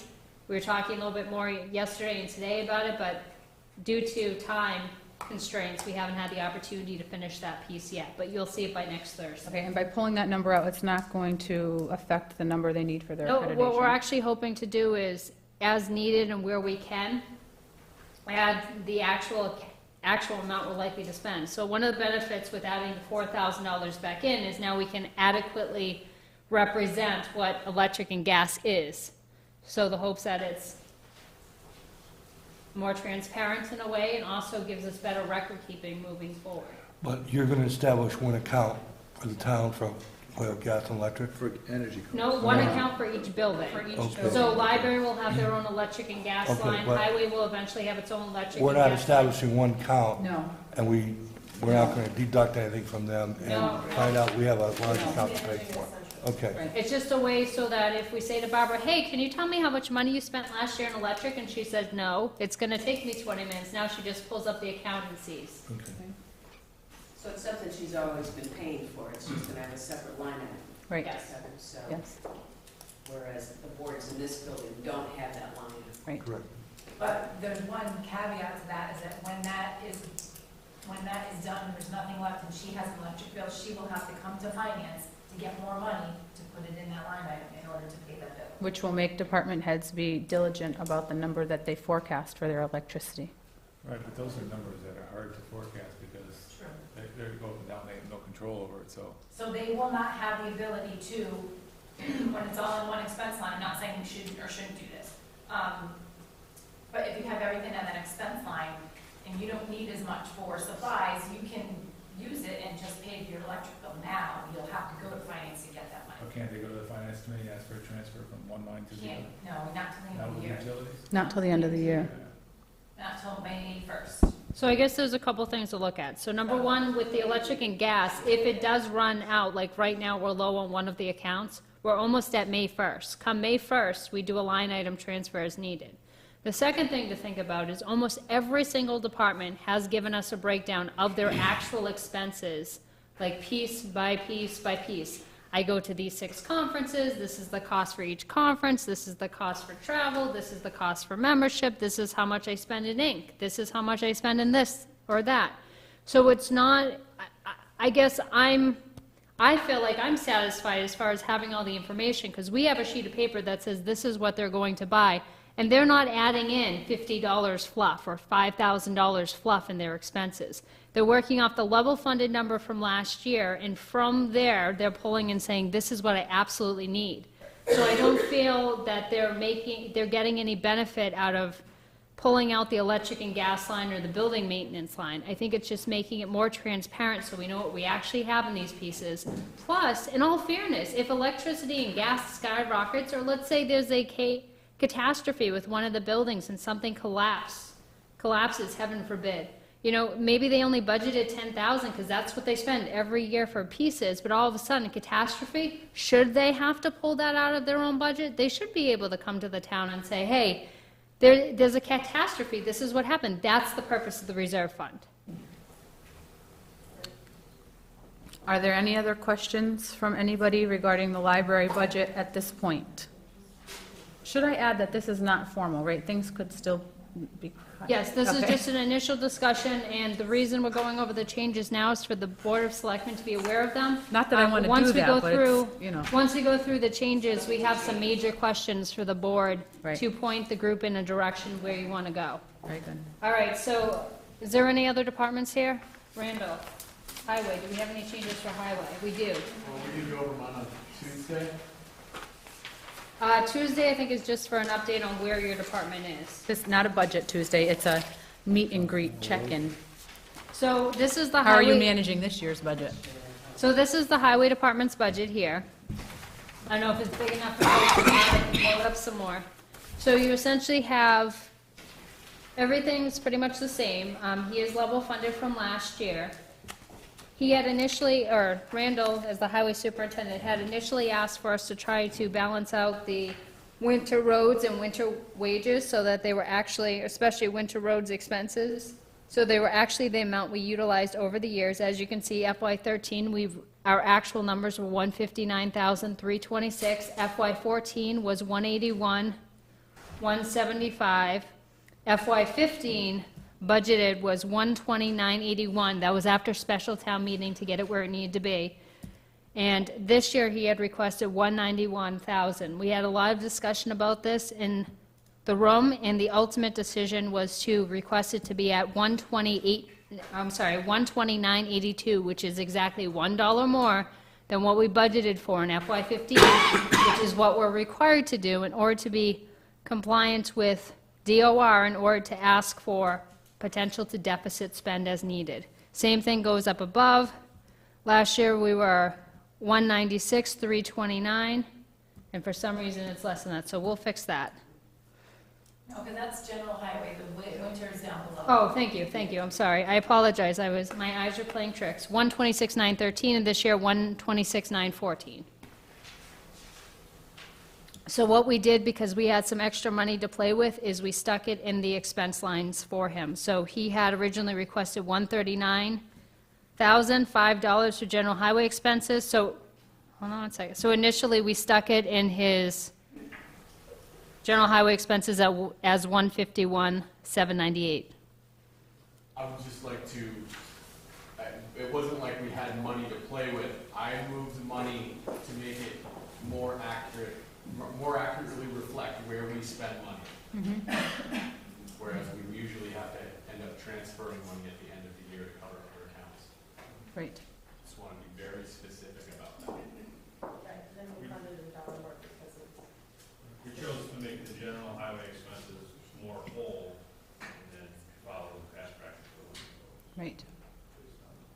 Well done. Are there any questions from the Board of Selectmen in regards to the highway budget? Just a thought, this is all budgeted. How about actual? Are the actuals within the budgeted range That's now? what he was just referring to. So he made the winter roads But expenses. this is for next year, I mean, right So now. he wanted to be more accurate in the number that he gave us. So John, What if we you, actually spend. if you look at this up here, That wasn't really the question. That's not the question, okay? but if you look up here, you see your FY13 for winter roads expenses, for instance, the actuals were 159,000 and change. FY14 actuals were 181,175. We don't have 15 actuals yet because we're still wrapping and still apparently doing winter roads. Yeah, no, we have year-to-date, so I was just wondering if we had a bad winter, is it way off of what we're budgeting for next year, a lot higher? This year? Yeah, I'd say it's pretty consistent. okay. We, So the bad winter didn't skew it a lot higher? It seems like every one of the last, Ed, how many winters have we had that are bad winters? It's been pretty consistent. Well, you know, we've had some mild winters where we gave back money, really, but we, if you take a 5 or 7 year graph, they average out. Yeah. I just hate to have a budget number and it doesn't really reflect the actual needs, but you're comfortable with it? Within reason? That's why I proposed funding what we've actually spent on winter roads for the past 4 years that I collected data from, but I can fully understand the finance team's reasoning for putting it at that lower level, because then if you do have a mild winter, you're not overfunded. Has anyone ever looked at, and this is something to talk about later, Liz, the requested budgets that department heads have been putting in and what we're funded at, and how off are we? Last year or this year? For like the past 5 years, for the major departments, so like, you know, Chief Sylvano requests $10, but he only had to spend $8. I mean, have we looked at where the request comes in and where the department head actually ended up spending? Have we looked at those numbers? Like, how well are you guessing? And how do we make that better for the department? When we've come up with our calculations, we've actually pulled, you don't see it on here, but we've pulled all the way back to FY12, FY11 on every single line. So there's another sheet, this isn't the one here. I can give you a show real quick. Let's see, no, I have, I think, what you're looking for, David. Give me 1 second. There's a difference between recommended and what was actually approved at town meeting. I don't know that we have all those recommended. But I'm also looking at going one step back, is like, what is requested? Request versus recommended, but the thing is that, I mean, I guess that's fine. I was just thinking the same thing. I think, well, why don't we just count one at a time, and then we can keep So moving. no, that wouldn't, unless Heather did it without my knowledge. Which but this is no, a teaching I can point, say you know, it's, firmly no. yeah. I would say that the budget hasn't been done in this process. Yeah. It's a more In detailed past- issue, it's Right, better. I don't think that the process has happened like this in order to retain the records from requested, and so that information isn't there. The other thing is that some of the departments were getting transfers at the end of the year, Right, and we didn't really give out any transfers this year, did we, from finance to? not yet. Okay, because there was always like, the department head would say, oh yeah, I only had $100, but then they would come back and they need another $20 at the end of the year, and he did it every year. I did send you guys that, the auditors did do that for me, like 2 years, I think last audit, not for 14, but for 13, and they said this was what was approved at budget, this is what was supplemented, and then this is what so they showed a trend, and I can resend that to you. Can you resend that? Do that. Yeah. So you can see the departments that were consistently asking for more. Just to give you a little insight in winter operations, the state has recognized there's a lot of unknowns when it comes to winter. Weekend storms, double your wages, okay? Might even triple your wages if you're going to holidays. Salt costs are not determined until around late. And this past year, and it's happened to me many years, they've gone up 30, 40, even 50%. On a whim. A mine collapsed or, wherever your bids are coming from, the costs are associated after the budget process is sealed.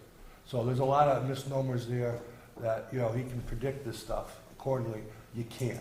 And that is why the highway department in winter operations is the only one that can deficit spend because of those unknown events that are hitting you. On average, I budgeted 7 major events a year. You might have 15 this year. But you're gonna budget 15 every year when the next year's gonna be 8, you tie up all that money, but you have this unique advantage in the highway department to deficit spend if you follow the rules. And it's worked. Currently, we're $22,000 in the hole for winter roads and winter expenses, and that doesn't include the most recent bills that you probably just gave to Joyce to process. So you said 22,000. That's actually not bad. Which isn't too bad. Those are low from Yeah. previous years that I had. We've had $100,000 deficits. Yeah, I think 22 is really good. You did a good job. Well, the whole department's Yeah, kicking just hard, trying to save money. really, you guys did a great job. Even with one storm that maybe wasn't built yet, really good. Are there any questions from anyone else regarding the highway department's budget? Can I ask one question Yes, about please. the fuel tanks? How, have those been budgeted for, the replacement of such? That was in We just had the article on that day. Was that the 198? Yeah. Okay. Including generator too, that was one of the things that you guys. yes, one of my other capital improvement requests was for a generator, and in discussions with capital improvement committee, they suggested that bundling them would be advantageous, which I completely agree with. Is it gonna say fuel tanks? I didn't see the word tank in there, that's all. Storage system, I think is what it says. Station. Fuel station and generator, that's what it says. Fuel station. So, I We mean, thought that was more descriptive term. because when you talk about the tanks have to be done, that's the driving force, the tanks have to be done, so. Anything else on highway? Okay. So I'm going to now go to the top of the list. I'm just kind of going to fly through these at this point. If there's any questions or what have you, just stop me. So the first one we have is the accountant. So just some changes here. So SoftWrite, which is the software they use in the accountant's office for all of our financial needs, the cost went up. It's a fixed cost. The annual audit is something we do every year. The cost went up by about $500. Again, it's a fixed cost. The assistant accountant wages, we actually increased in order to restore back to FY14 levels and put her back at 20 hours. So that went up $1,114.64. Did you want to take a break since Liz has stepped out? Liz said just keep going. Okay. We don't All have- right, if he so is leaves there the room, we anything don't else have a on the quorum. accountant piece, or John, David, are you guys all set since now I'm down listening, to I got my two-person paper here, I'm listening. Okay. All right, so that's the accountant. So now we're going to move on to the assessors. Buildings nest. Oh, I'm going by pages. oh, you're right, it is. I'm sorry. I lied. Just trying to keep you straight here. Thank you. Oh, well, I want to do assessors. What's the next page? Okay. You want to do building? No, I'm just saying, assessors right. is fine. All right, assessors. All right, so this is the assessors piece right here. We made 3 changes that folks may want to know about. So the first one is SoftWrite. The cost increased. Again, it was a fixed cost. Next thing we did was the wage line. The wage line used to be one wage line for both the assistant assessor and the administrative person, and at that point, what we did was we actually broke it down to 2 lines. The next thing we did, the assistant assessor has been scheduled for 35 hours for many, many years. At this point, because we're in such dire financial times, we felt it'd be appropriate to actually make all departments as consistent as possible in this building. So at that rate, we reduced the person's position down to 31 hours. a week, which is the same thing everyone here who is an hourly employee works. Does this person know this is coming? They do not, we just finished this, Will now. so. They were posted for 35, and this budget puts them at 31. So going down to some numbers, let's see if we can break this down for you. Just before Heather, we leave that, do some of will the Board of Assessors have a chance to come back and argue that they need the other 4 hours? Will they have a chance to do that? Well, here's the thing, David. This is the Board of Selectmen's initial budget to put forward. We're giving you all the information to which it becomes a level-funded budget. If you want to increase something, in this case it's $9,932, you would have to figure out what you're going to cut for $9,932 in order to put this back in. So with what we did with every single budget, we sat down one budget at a time. We didn't look at the next budget when talking about the first budget. We said, what's the validity of this budget? What's the fairest piece to do so everyone's consistent throughout the board? And this is what happened. They had asked for more money than last year by $5,000, and by doing this, we put them slightly higher than what they ended up at last year. So they had $79,082 worth of requests. We have funded them at $74,732, which overall is still a $150 increase. We added the $150 to account for the fixed cost in software. That's what I have. I guess my question goes back to cutting some of these hours. I sure hate to learn about it in the paper. If I was her, is somebody going to talk to this person? Well, here's the thing, it's just a recommended budget. But still, And- it's out there.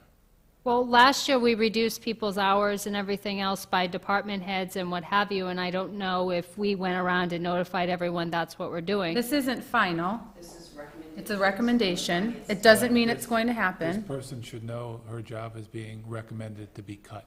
That's just a common courtesy. Well, the only thing, John, is that with the budget being so big and expense, it's difficult to do that, because this is like Heather's saying, this is the first look at it. And it's municipal government, everything's published, everybody can look at your salary, I mean, it's all published, it's different, it's not private industry, it's different. I have 2 points. One, I'd like to call on Francine. Yeah, our understanding was that the increase in hours was temporary.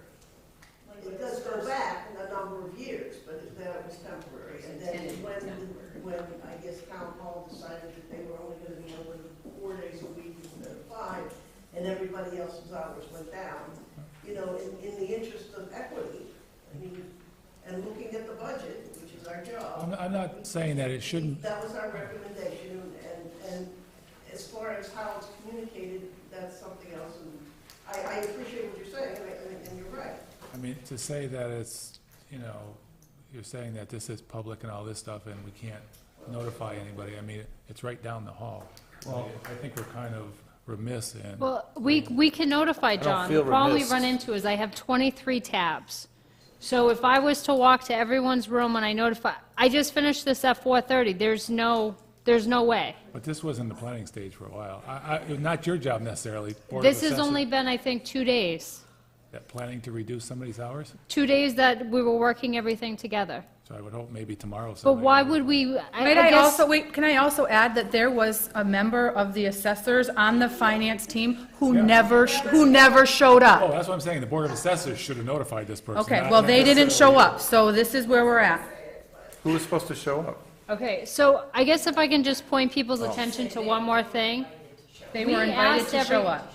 We asked everyone for a level-funded budget. They came to us with $17,450 more in their budget than level-funded. We, to the best of our possible ability, have tried to keep everyone as level-funded as humanly possible, unless there's any outside huge reason that we can't. And it would be unfair and unjust to have left that wage the way it was, where they were still, what was the amount? $9,932 over level funded. And everyone else ends up level funded and cut. And sometimes, because they're level funded, it means they're cut within. Last year, they took no cut to the wage line. Their cut was simply in all of their expenses. So this year, when they asked to increase the expenses, because they said point blank, they needed these pieces, this is how we were able to compromise. I'm not saying it's a bad system, I'm just saying notification would be good as soon as possible. And really, the Board of Assessors could have come here this evening. I have a question. I'm not blaming anybody in this room. Yes, Ed? This budget is given to all the department heads and all committees, am I right? It hasn't yet, but it will be. Yes, There- absolutely. So obviously it's on there, that there's a reduction in pay. Mm-hmm. Okay. And, you know, if you want to highlight it, they'll be in your office anyways, so I'm sure of that.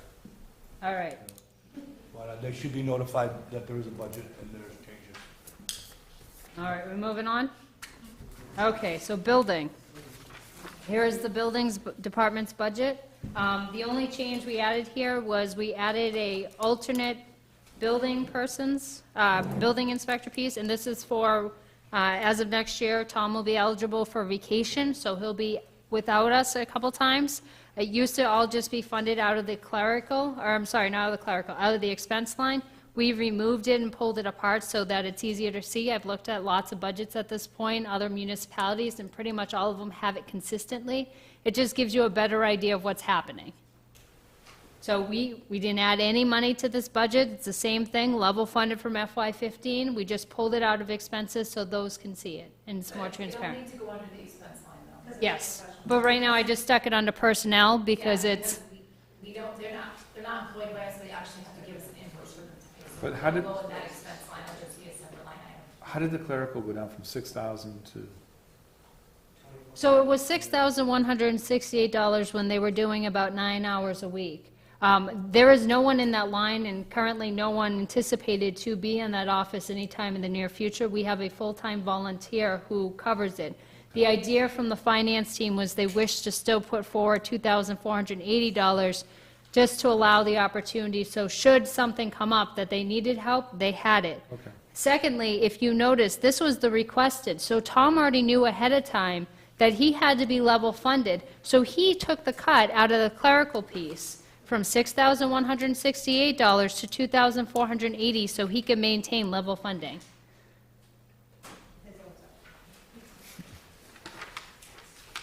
Anything else on building? All righty. I have a question Yes. I meant to ask you on assessors. Yes. Listen, the mapping went from 1,500 to 5,000. They did not budget for an FY15, Okay. and yes, and the breakdown of that pertains to their GIS piece. So if you go over to my more detailed information sheet over here, so right here under maps, GIS was $3,500, and printed maps are predicted at $1,500. So we're getting 2 sets of maps. Well, they have to do both, yes. Okay. Now, what about, the assessor received some training for commercial? So Are they still paying for someone else to do the commercial even though that we paid for her training? you'd have to ask the Board of Assessors for more details. My understanding is she assists the person who comes in and does it, but that's the triannual reeval, and that's not due to the following year, so that's not an expense we're paying this year. Okay. There'll be a approximately $20,000 expense for FY17. Because the town did pay for that expense of the Yes. training. But the thing to keep in mind when the board is looking at these, that whatever you fund, you want to make sure you can maintain that level of funding, because it's, especially when you get to staffing and the like, you don't want to put forward a staffing level that you can't maintain next year with next year's budget. So, everyone's good on Board of Assessors again? Yeah. Okay. I'm going to skip Cemetery Commission for now, because they're one of the departments we have some questions on for the board to point us in the direction. So the next thing down, Concom, we had nothing to add to Concom, so we just left Concom the way it was, or Conservation Commission. So they have asked for previously $750, and we recommended that they fund at $750. So we didn't change anything there. The next one, Council on Aging. So Council on Aging inspired a couple pieces of discussion. The first being that they too did not ask for level funding.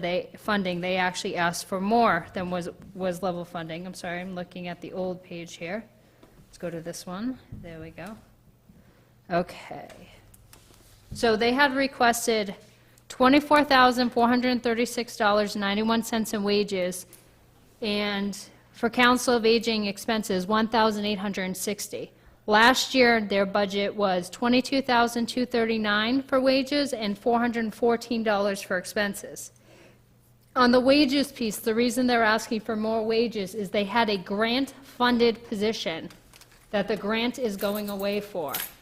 The discussion amongst the finance committee, finance team, was the idea that it's very important to set a precedent that if a position is created by a grant, when the grant goes, the position goes. We can't fund, it's like an unsupported mandate again. We can't do it. It's creating more burdens on the budget that we don't have, whether it be a $500 burden or a $2,000 burden. It's still in the same piece. The next thing, Council on Aging expenses piece, they had asked to be reinstated to their FY14 level. We offered a compromise at that point by $586, and we put in for our recommendation for $1,000. So that increases their budget by $586 from last year, which again may seem minuscule, but we have been asking for level-funded budgets. So anything over what you got last year is more than some others are being recommended for. All right, so any questions on the Council on Aging? Are we good? All right. Any questions on the theory that if a grant-funded position, if the grant goes, the position goes? Because I think, does it happen in more than one spot? Well, that It happens. happens in somewhere else, so I just want to make sure that we're all aware that Well, if it happens once, it's going to happen again. The regional got TARP money back in '08, '09, and I'm pretty sure they didn't, but that was one of the things we were looking for, is that to make sure, and I don't think we actually looked that closely, but that they didn't fund a position with the TARP money that then sort of got stuck into the regional budget within the next couple of years when the money ran out. And you'd have to go all the way back to '08, '09 to look at that. I've seen it done both ways. I mean, you can absorb it through the general fund, but as a. If you have it to They can't use, have the- if you have it, Yeah, right. Like I've seen police and fire hired under a grant and then through attrition, they lost staff, so that was funded with the general fund after that. But as a general practice, when a grant goes, the position goes. And I've seen that in a lot of different municipalities. But I think it's a policy decision. Right. Okay. All right, so the next thing I have on here is, like I said, Concom, there's no changes on. They got the $750. Debt is the next piece, so I just want to go over the numbers for you real quick. So in FY15 through FY16 debt, it's probably one of the last sheets in your file there. Are we going by committees? I'm going alphabetical by the major sheet of changes for you. Last one. Okay, so on the debt, what are the changes here from one year to the next? Well, Norris School roof went up because we're funding it, I believe, at a faster pace. Vicki, is that correct? I think we took out loans. So that we can pay it off in 3 years instead of 5. We thought we could throw the extra $12,000. And I believe we just, this is a side note, we got all those change orders approved to be acceptable under the, to be reimbursed by the MSBA. Obviously, we can only reach our facilities grant amount, but those were never approved before, so those are not eligible to get 55% back of, which was like $16,996. So we will get a little bit more money, so we might be able to pay this down. The roof rolls off in 17, is it? Yes. So one more year of planning for it? 17, maybe it's 18. No, it's 17. It's 17. 17 and 21 are the two dates. That is the debt exclusion though, right? Yes. Yes, it is. So what I did here is I separated out exempt debt and non-exempt debt to make it a little easier. So anyway, we moved down to the Norris School roof debt. Like I said, that's $12,000 higher than last year. Hampshire Regional debt actually went down by $3,256. I believe they refinanced. The next one is the interest for the Larrabee renovation went down $2,720, and the interest for Norris School roof went down $2,265. When we talk about the non-exempt, so that totals, $366,988, which is an overall increase of $3,759. We moved down to the non-exempt debt. The first one that actually changed here for us was the debt for Pequot Pond Sewer. and that is $5,000 higher, coming in at $20,000 for this year. The next one we have is the interest for the pump tanker, which went from 6,745 to 5,621, which is $1,121 less. You have the interest for Pequot Pond Sewer, and that's $4,568, which decreased by $1,039. Interest for the Halloween storm October 2011, $480, which decreased from $650, a change of $170 less. And then that totals out at $96,519, a total change of an increase of $2,667. Ultimately, the whole total of debt is $730,507, with our change increase of $6,426. Any questions? Sharon? Is it exempt is outside of Prop 2.5 and non-exempt is part of Prop 2.5? Exempt increases the ceiling, non-exempt is within the ceiling. Right, okay. Like within the 2.5 versus ceiling, okay.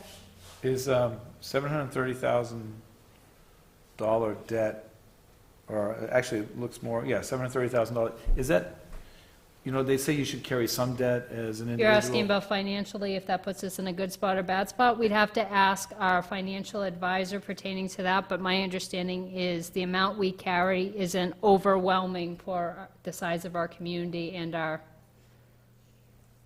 So they must have a Our range. budget. They must have a range. I think it's a percentage they go with. Vicki, you don't know that off the top of your head. I was just curious, Donna would know it.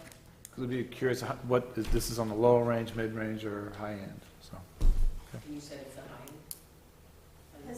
Oh, I didn't say it was the high end. I think we're fine. I think we're okay, from my understanding. Our financial advisor hasn't said anything. I think it's, what has bond counsel told you in terms of? Yeah, financial, bond rating and everything? our, It's not a risk. our financial advisor hasn't been concerned with the amount of debt we have. So our bond rating would be impacted negatively if this were a problem. So- Okay. And our bond rating is still. A1? Then we're good. Right. Okay, so we're good with the debt. So the next piece is emergency management, which is just a quick one. Emergency management, or emergency management director is Don Snyder. Right here, he actually requested $3,000, which was the original amount it had been funded for in FY13. FY15, we funded it at $1,000, and the recommendation from the finance team is to put it back at $1,000. There was talk and consideration of whether we should also include funding for Code Red. The response was that, again, it's a grant, so if we can't get the grant next year, and there is a possibility that we will be able to apply and receive it again, that is a solely grant-funded item. So are you saying that if we don't get the grant, we're going to discontinue that? If we don't get the grant, we'd either have to find another way to pay for it at that point, but it's not currently budgeted for in our budget. I would think that's a decision we'd want to discuss depending on how successful it is. But we'll wait till then. How do you measure the success? I don't know, but, I mean, I don't think just because a grant ends means you got to stop something. No, but if we want to measure the success, then we'll have to have some measures How in often do place. we use it and the response from the community? I can tell you that applying for the grant, if it's in the application that the budget didn't allow for it, then you have a much better chance. If you fund it through the budget, you're not, I you agree don't with have it. as good of a chance of getting the grant, so you might want to. Well, this is one of the reasons I wanted to say, are we all clear that when a grant runs out, the position and/or whatever else runs out? And at this point, if the grant runs out and you don't get it again, it's not budgeted for. I think it might be a case-by-case basis, like I've seen it go both ways, like what Dr. McDougall was saying about the Hampshire Regional, they thought that was a necessary program, so they absorbed it through the general fund. I've seen it just go both ways. And it might be a case-by-case basis, but I can tell you, if you want to write a grant and apply for Code Red and you've already funded it through your general fund, they're probably not getting it. Right. Because it's already funded. It's supplanting. So. Any other questions about emergency management? Finance Committee. Finance Committee has a black line through it because there's no changes. They get $200 for their expenses, and the reserve fund is $10,000, which is the same we've used this year. My understanding is we have not gone through too much of it. Vicki, do you know what our current balance is for reserve? $7,427.69. So I think with being very strict with the department heads at the beginning of the year, and especially sitting down for this budget process and explaining to folks as we went budget by budget that they need to be very accurate with their numbers, because it was not going to be looked on fondly if they came to see the finance committee for the reserve fund for something that they should have thought of ahead of time or planned. Because again, the reserve fund is, Amanda, used for unexpected emergency expenses. Correct. And there's only 10 grand in that, so it's not like as much as it has been in the past. All right, so. Hold on, Lisa? Question about reserve fund. For instance, when I'm getting about $900 on something back for an issue, and I'll get a check to Board of Health, but where does that money go? Does that go to a reserve fund? So the $7,000 not coming back. We would either have to transfer it, or it's going to end up in free cash. You don't get it back. We don't get reimbursed for it. We never spent it. Are you talking about $7,000 for Gun Road? If we get money in, where does it go? Anything that we get in goes to the general fund. It will go to miscellaneous revenues as general fund. Then it's free cash at the end of the year. And it will end up as free cash at the end if we don't overexpend all of our expenses. Depends how well Randall plows the roads. Hopefully, we won't have any more plowing. All right, fire department, I've left for later because we have large questions on the fire department.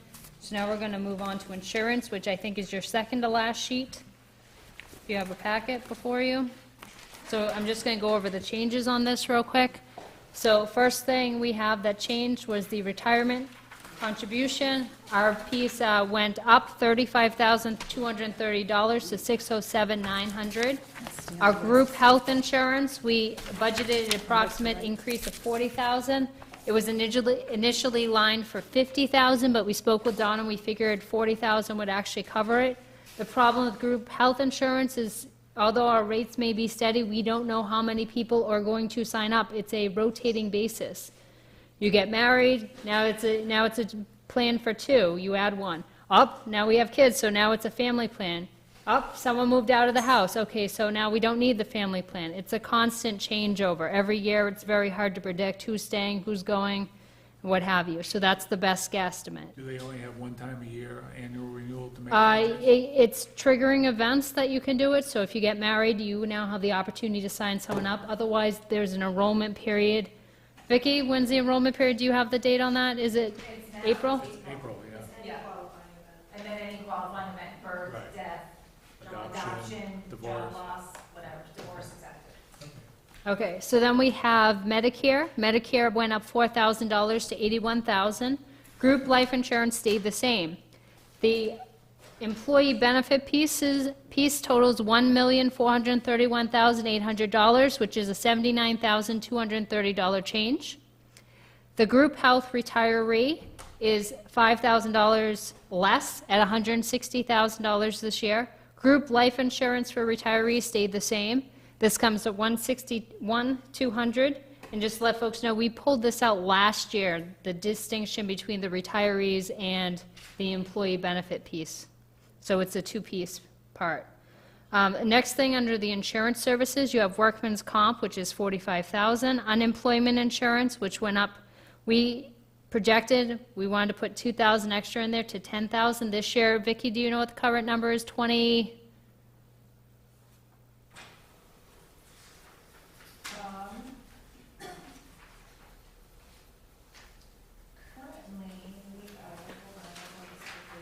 Do we get reimbursed on the school side for the schools? We get it back as indirect costs.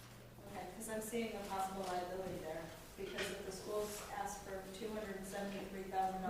We can get to that when we get to the school, Sharon. That, No, but I'm just saying, like, that's just something So- to keep in mind. I don't. yes, we get it back as indirect cost. Okay. Currently, we spend $43,906, and we're in the hole $15,198. And that was after we transferred funds in January. Which one are we talking about, Vicki? Unemployment. We transferred $20,708 at that point. And we're currently where? In the whole, how much? $15,198.45. 10,000 is good enough for next year. 10,000 was based on the fact that over the years, we generally only budgeted 8. Most of the time, we didn't hit it. It depends on what's happening. If we're looking to have layoffs, then we're going to want to come back and put even more money in the unemployment comp line. What do you anticipate the deficit being in that line by the end of the year? I haven't looked at the actual charges, but I do believe that one case is done. I don't think we're paying on one. Mm-hmm. And then, actually, I don't think we're paying on two anymore.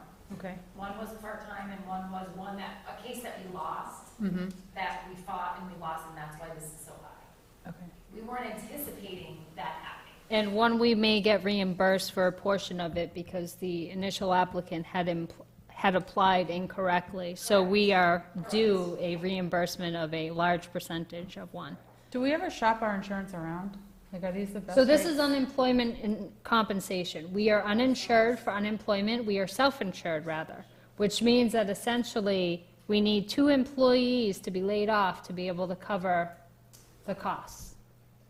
Okay. 2 equals 1 in this case. All right, any other things on unemployment comp? So insurance general, 80,000, about 5,000 higher. That's an estimation. We are currently shopping for quotes on our insurance. We should have a quote from the company we're looking at. I think they told me May 3rd. Someone came out and looked at buildings today.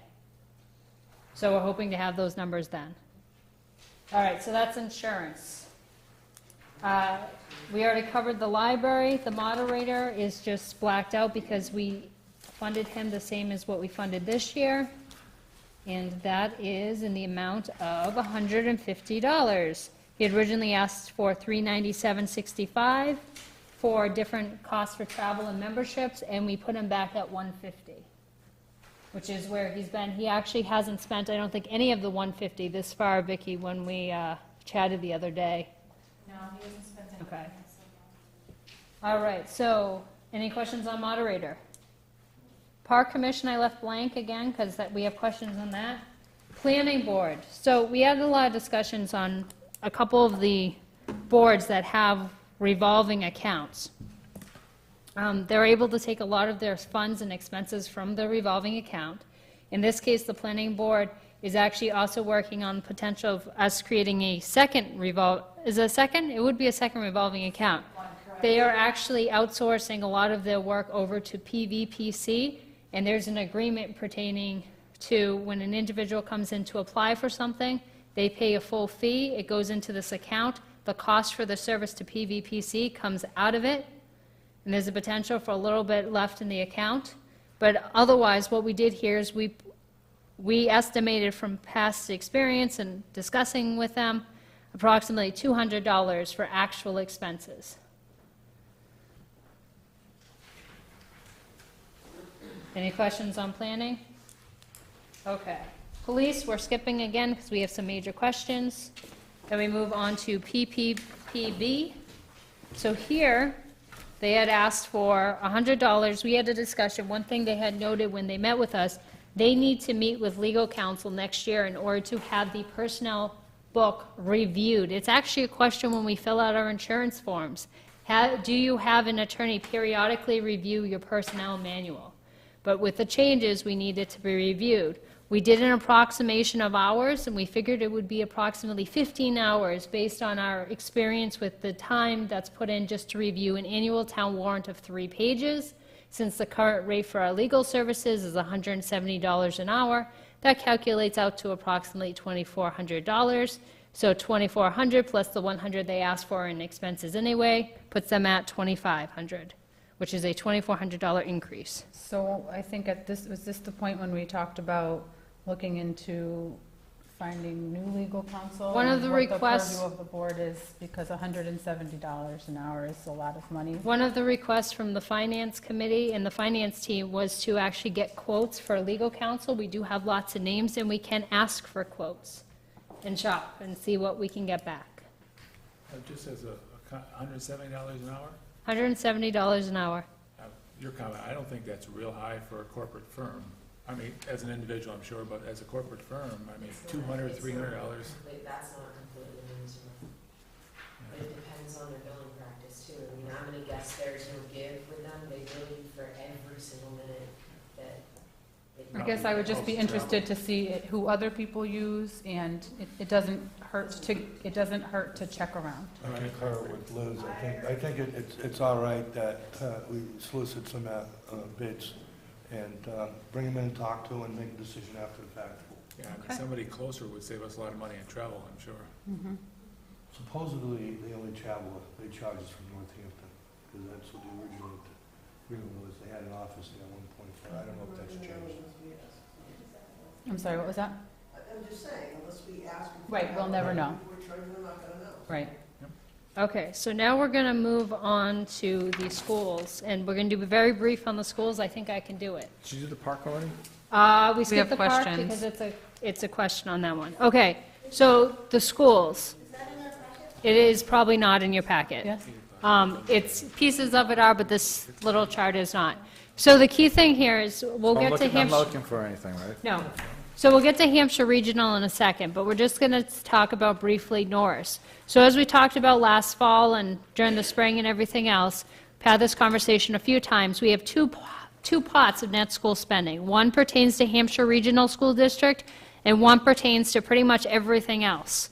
The everything else includes Norris, school choice, school charter, Smith Vocational School, and one thing we call is indirect or Schedule 19. So that's essentially something Ed referenced earlier, and those are the costs that come from the town. So administrative costs, the expenses for having the highway guys plow over there during the winter, mow during the summer, all of those costs are included. Contributions to insurance, everything. So that's the indirect costs. So I'm going to back up here for a second. So the net school spending requirement from the state for FY16 is in bold on line 10, and that's $5,452,968. That means that when you add up Smith Vocational, Charter, Choice, Norris, and indirect costs, it has to be at least that number for us to meet 100% net school spending. How this came about, we sat down, Vicki, myself, Donna, Cindy, and Bobby from the school administration, and we worked on these numbers. The first one is Smith Vocational. We originally thought it was going to be $905,538. The recalculated numbers based on tuition for next year looks closer to $939,058. Last year, we were only at $800 and some change, so this is significantly higher. The next piece you have is charter. Before that was only 400,000. The next piece is charter, and we are charged on the cherry sheet for this as an assessment for $23,317. We actually get credit for $4,264. That number is important because we can't count the full $23,317 as net school spending. We have to subtract what we get reimbursed. So we can only count $19,053 towards charter. Next thing is school choice. We are being assessed $54,887. From there, what we did was we said, okay, well, what is the indirect cost?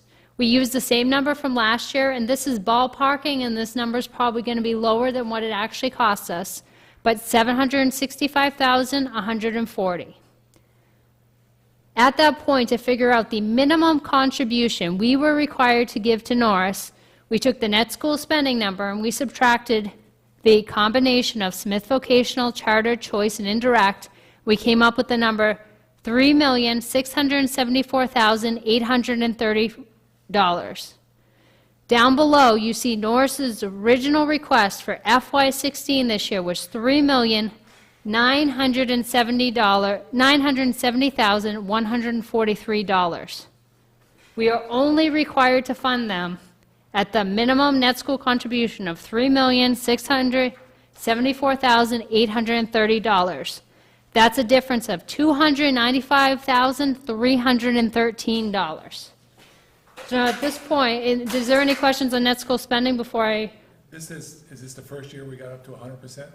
We used to, years ago, exceed 100%. But I mean, last couple, we were low 90s or something? Last year, we did not start out day one hitting 100%. But this year, this piece right there says 100%, but we're going to go into what our recommendations are. So if we pull up, now this piece is in your packet, David, under the schools. So I provide a little more information here than I provided others. And we'll go to the bottom piece first and then come back to the top. Where's it in the schools? It's in the last. Uh, Oops, oops. And that chart is on it down below. Oh, it is, excellent. David. But it is there. You're killing me. Sorry, I'll print out legal size next No, time. that's okay, we're gonna save paper. All right, so we have, and I don't know if, I think you can see it okay. I can see it somewhat back here. All right, so school department. So let's go to the middle section. So it says subtotal local schools. That comes off of what we were just talking about, net school spending. Again, it's the center section. It's over here. So you have elementary school, school choice tuition, charter school tuition, and vocational tuition. Over here, you have FY15 budget and recommended. So for the elementary school, we recommended funding. You remember our net school spending number was, let's go back down here for a second. Our net school spending number was $3,674,830.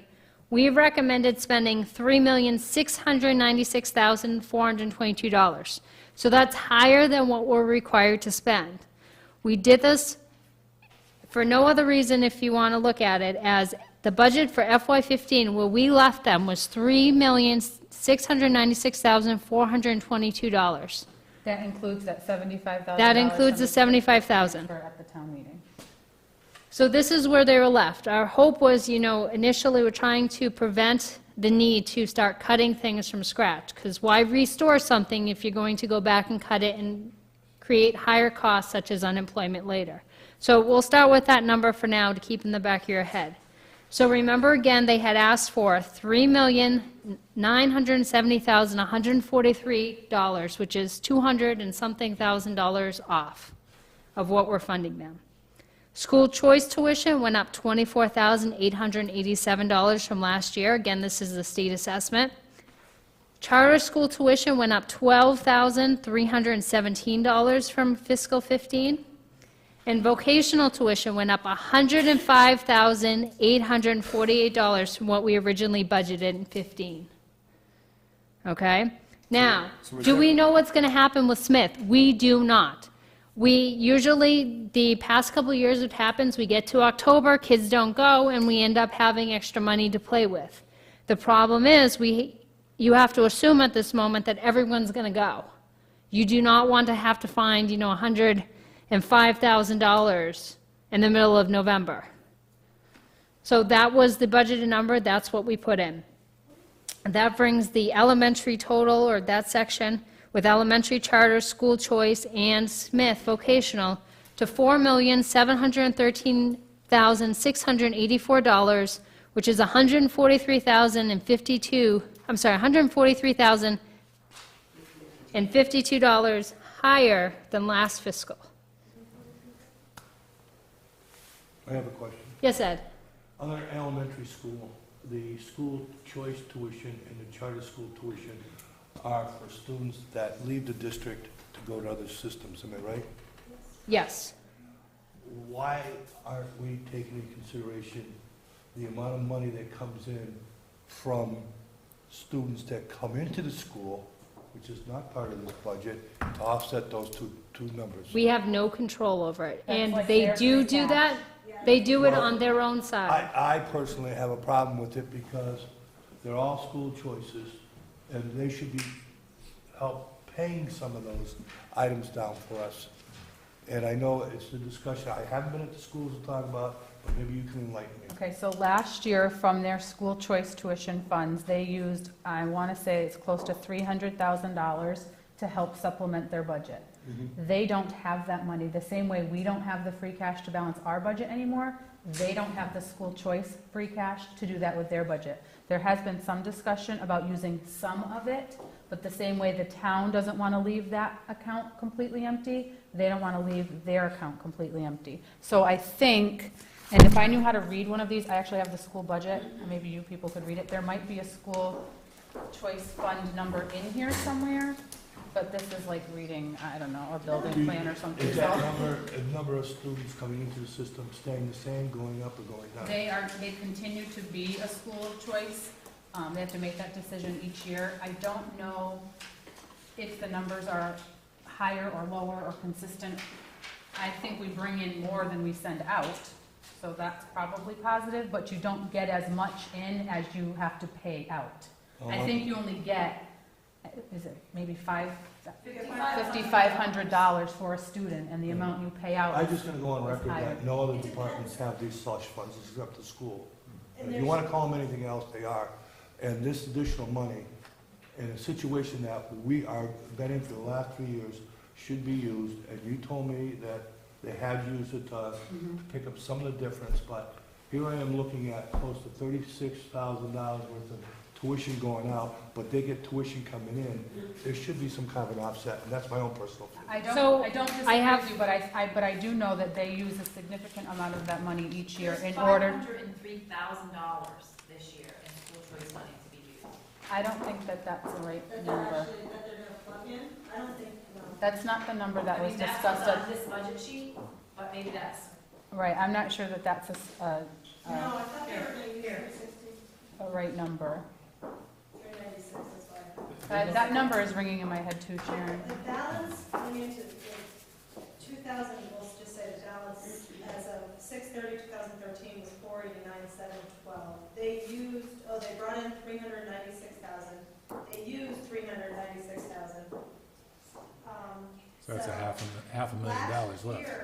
I don't think that's what's in there. Because we had such massive hits last year, they used 603,000. So it's not for lack of not using, it's not sitting there and they're accumulating tons of money. I don't think that there's anybody in the school that's saying, let's save it and save it and save it. Do I think Well, they, they're using 503,000, yeah. Yeah, that's what it said.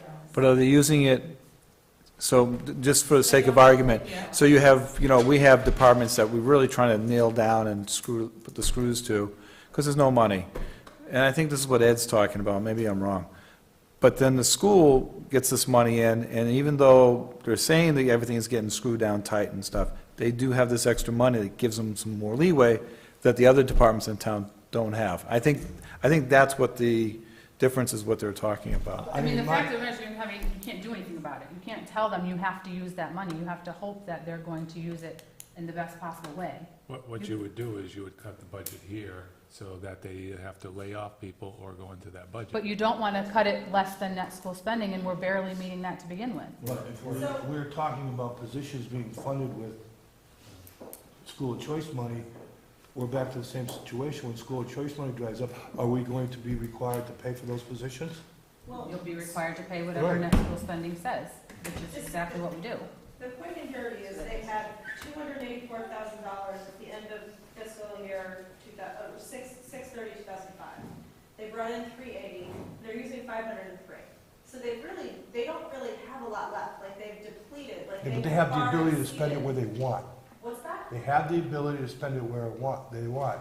But And what I'm saying They is, used it for the last 2 all I'm saying is that you got tuition costs going out, they should consider taking care of the tuition costs with the money they got coming in, and take the rest of the money, fine.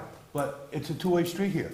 The tuition's going out, the tuition's coming in, there should be a balance. They should be able to pick up those costs. Could some of Those that, are not big money, but it'll be big money at the bottom of the budget if there's $30,000 left. could that over. money be used to offset the vocational cost that's going up? Because No, the school choice can only be used in but the if the north. school choice money came back to the general fund, it could be. It can't come back to the general. No, it's specifically for that. Mass General Law delegates it to the schools. I think whether you say, they could do, I know what you're saying, like, they could say, okay, we'll use, they're using $503,000 of their free cash, and whether it's in the total bucket, or they want to classify it, like what you're saying, it's really the same thing. It's like if you're using free cash to pay for police versus fire. But what I'm saying is, the police and fire doesn't have that ability. They don't have, They have the whole town's free cash. No, they don't, because there's no free cash to speak of right now. And free cash is a one-time infusion. I guess, seeing the way that they use that money and where they use it and how they use it, although I understand what you're saying, I don't know that there's much that we can do about it. As long as we meet our requirement and fund them where we're supposed to, it will be up to them to figure out how to fund the rest of that. If they don't want to use their free cash to fund it, then they have to cut positions. If they want to use their free cash to fund it, then they don't have to cut positions. But that decision is on them. Not on I us. just think that if they got tuition money coming in from students, and they're not paying for students that are going out of the system, it should be looked at. It should be looked at. They should use their school choice money that's coming in to pay for the school choice money that we're laying out. Right. They're using $44,000, $44,801 for school choice tuition for kids. That's part of what they. How much do we pay for somebody to go somewhere? Is it 8 or 9? It's- 8 it's- or 9,000? It's much higher than what we get in. Yeah. You get, So you can't offset it. you have two situations. You've got kids that are going out of district because we don't have the resources in place to be able to Right, serve them, special because they placements. usually are high-touch behavioral stuff. Exactly. Yeah, I agree. Or we have kids that decide to go to the Hilltown Cooperative in Easthampton, or if they are not, maybe they will start doing that. And that's when you have the three you get reimbursements on a tiered system from Mass. You get 90% the first year, 60% the second year, and I think it's 20% the third year, and then nothing the fourth year. And so, and that's usually about $5,000 or whatever they charge. McDougal brought up a really good point. I would love to talk about the Smith tuition, because I could be wrong, but I learned the other night that it's possible that Northampton is like balancing its whole town budget By increasing with their Smith, costs. which is No, I mean, the state sets the tuition for all vocational schools. it's like $18,000. So it's not, they're not balancing the town budget? Well, how come Westfield can be, No, they're separate. They have but their how can own Westfield, superintendent. but how can Westfield vote be less? I mean, if they're all set the same, why They're does? not all set the same, the Department of Education They're sets balancing the their limit. school budget, but still, like, I could be wrong, I'm just kind of putting it out there. I graduated from Amherst High School, that's where I went. And at the time, people could go to Turner's Falls to their vocational school, or they could go to Northampton. Like, we bused both places. Like, is it possible that we bus some people to Putnam, which is a great school, by the way, or Smith Vocational? I mean, Smith Vocational is not the only vocational school. You're right, but then the issue comes down to the bus contract. Yeah, it's a long drive to. Right, and so the bus contract doesn't allow for a bus to go to Putnam or to go to I think the Westfield. vocational conversation at this point might be one for another day, because I think we're getting beyond the what's on the budget, and we have lots. But I would like to talk about it. I mean, what we could essentially be doing is what we did this past year, which is we could be cutting Norris by $100,000 more than we need to, so they're gonna lay off 2 teachers. And then not all the kids are gonna go to Smith because we're fully funding it. And then, like, Norris laid off 2 teachers, and we have money in the bank because not everybody went to Smith. And to have a problem with them balancing Well, their they need budget, to- not having to make cuts like everybody else. What happens in medicine is that, and it's a term now, is taking down the silos, and I think you're hitting on a point, is that I think, Well, I come from a medical background too, so. but I think traditionally there's been a wall there, and I think, you know, people get very protective of what's theirs, and you can't have it, and I think better conversation with the school committee about the total needs of all the children in the town, and why lay somebody off it? There may be some money coming at the other end. Right. Why not have a more fluid cash flow between the school and the Vulcan stuff? I agree, because I mean, I saw it happen this year. I What- saw Norris take huge cuts. Why couldn't the school of choice fund be a free cash pool to sort of blend things so you don't have this up and down? So you could Smooth it out that way. smooth out some of the, you know, maybe not fund off on the side. Say, we're not going to fund you this much because we need to pay more in the Volk, but we know we have the slush fund, so you guys will cover that, so net school spending is okay. But we work together on this, that way we don't lose anybody, we don't have to lay anybody off. No, and I mean, I understand that. I mean, it's just a conversation, but I think it's a bit, I mean, I know that it's a conversation for another night, but, I mean, we could be talking about 2 teachers. And that is a huge impact to a tiny little school. And frankly, I mean, I'm a finance nerd, number one, and also I teach government, I'm a professor, and I worked in municipal government for 15 years, or government for 15 years. One thing that economists will always tell you is have a good school district, because whether you have children or not, your housing values will stay constant and strong if you have a good school district. People move to this town because the schools are good or have a reputation for being good. That's why I moved here. And I'll tell you, if our schools go down, I'm moving out. I have no problem taking my kids to South Hadley, to Amherst, to Long Meadow, to where the schools are good. And you will have families not moving here or moving out if our schools fail. That's our biggest economic driver. We don't have public sewer. We're not getting big commercial buildings. We don't have public sewer. That's our one economic driver, our schools. If our schools fail, our town fails. Okay, so I would like to finish up the school and then jump to our problems that we have, because that's one of the major reasons we're here, is we need guidance from the board on those. So finishing on the school, so the next thing is, we'll go up to the top, Hampshire Regional Operating Budget. They have requested, and we funded them at what they requested, is $4,528,244, which is an increase of $115,542. Didn't that change just a couple $1,000 because of the allocation from the state? I think Cindy gave us a new sheet. I didn't see anything, but I'll look, and if it did, we'll It's adjust. only like $4,527,000, and it's only like. It's $1,000 difference. Better for us? It's only better for 4 us. million? That's Did you Okay. say it's only 4 million?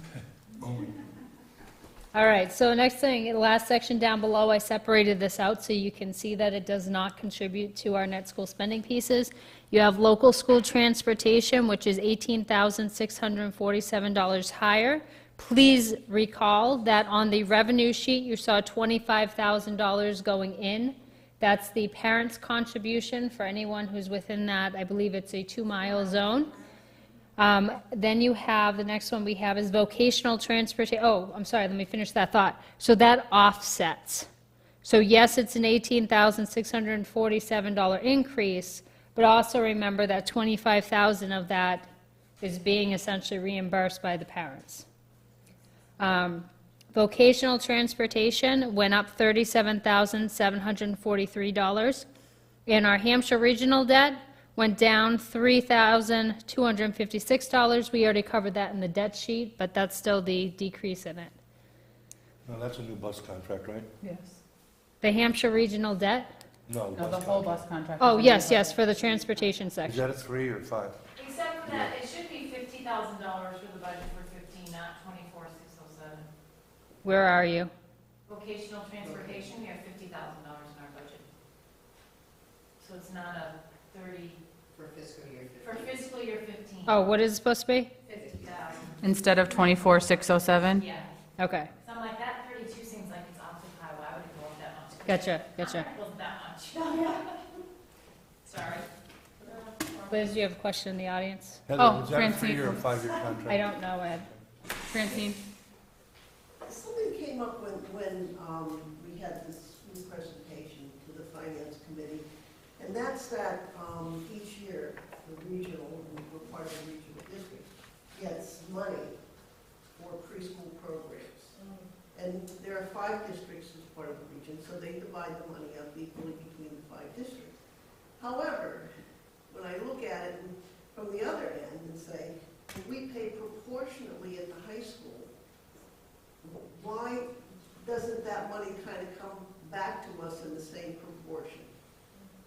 Rather than, everyone get an equal share.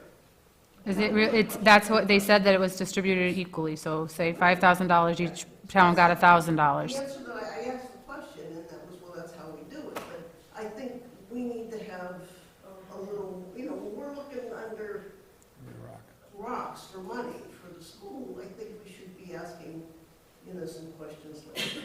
Is this funded from outside the community? It comes from the state. It comes from the state. When they apply for the kindergarten grant that pays for the kindergarten teachers, they'll apply for it, but they need to do each individual school separately, even though it's regional, so they have to send 5 applications for that kindergarten grant.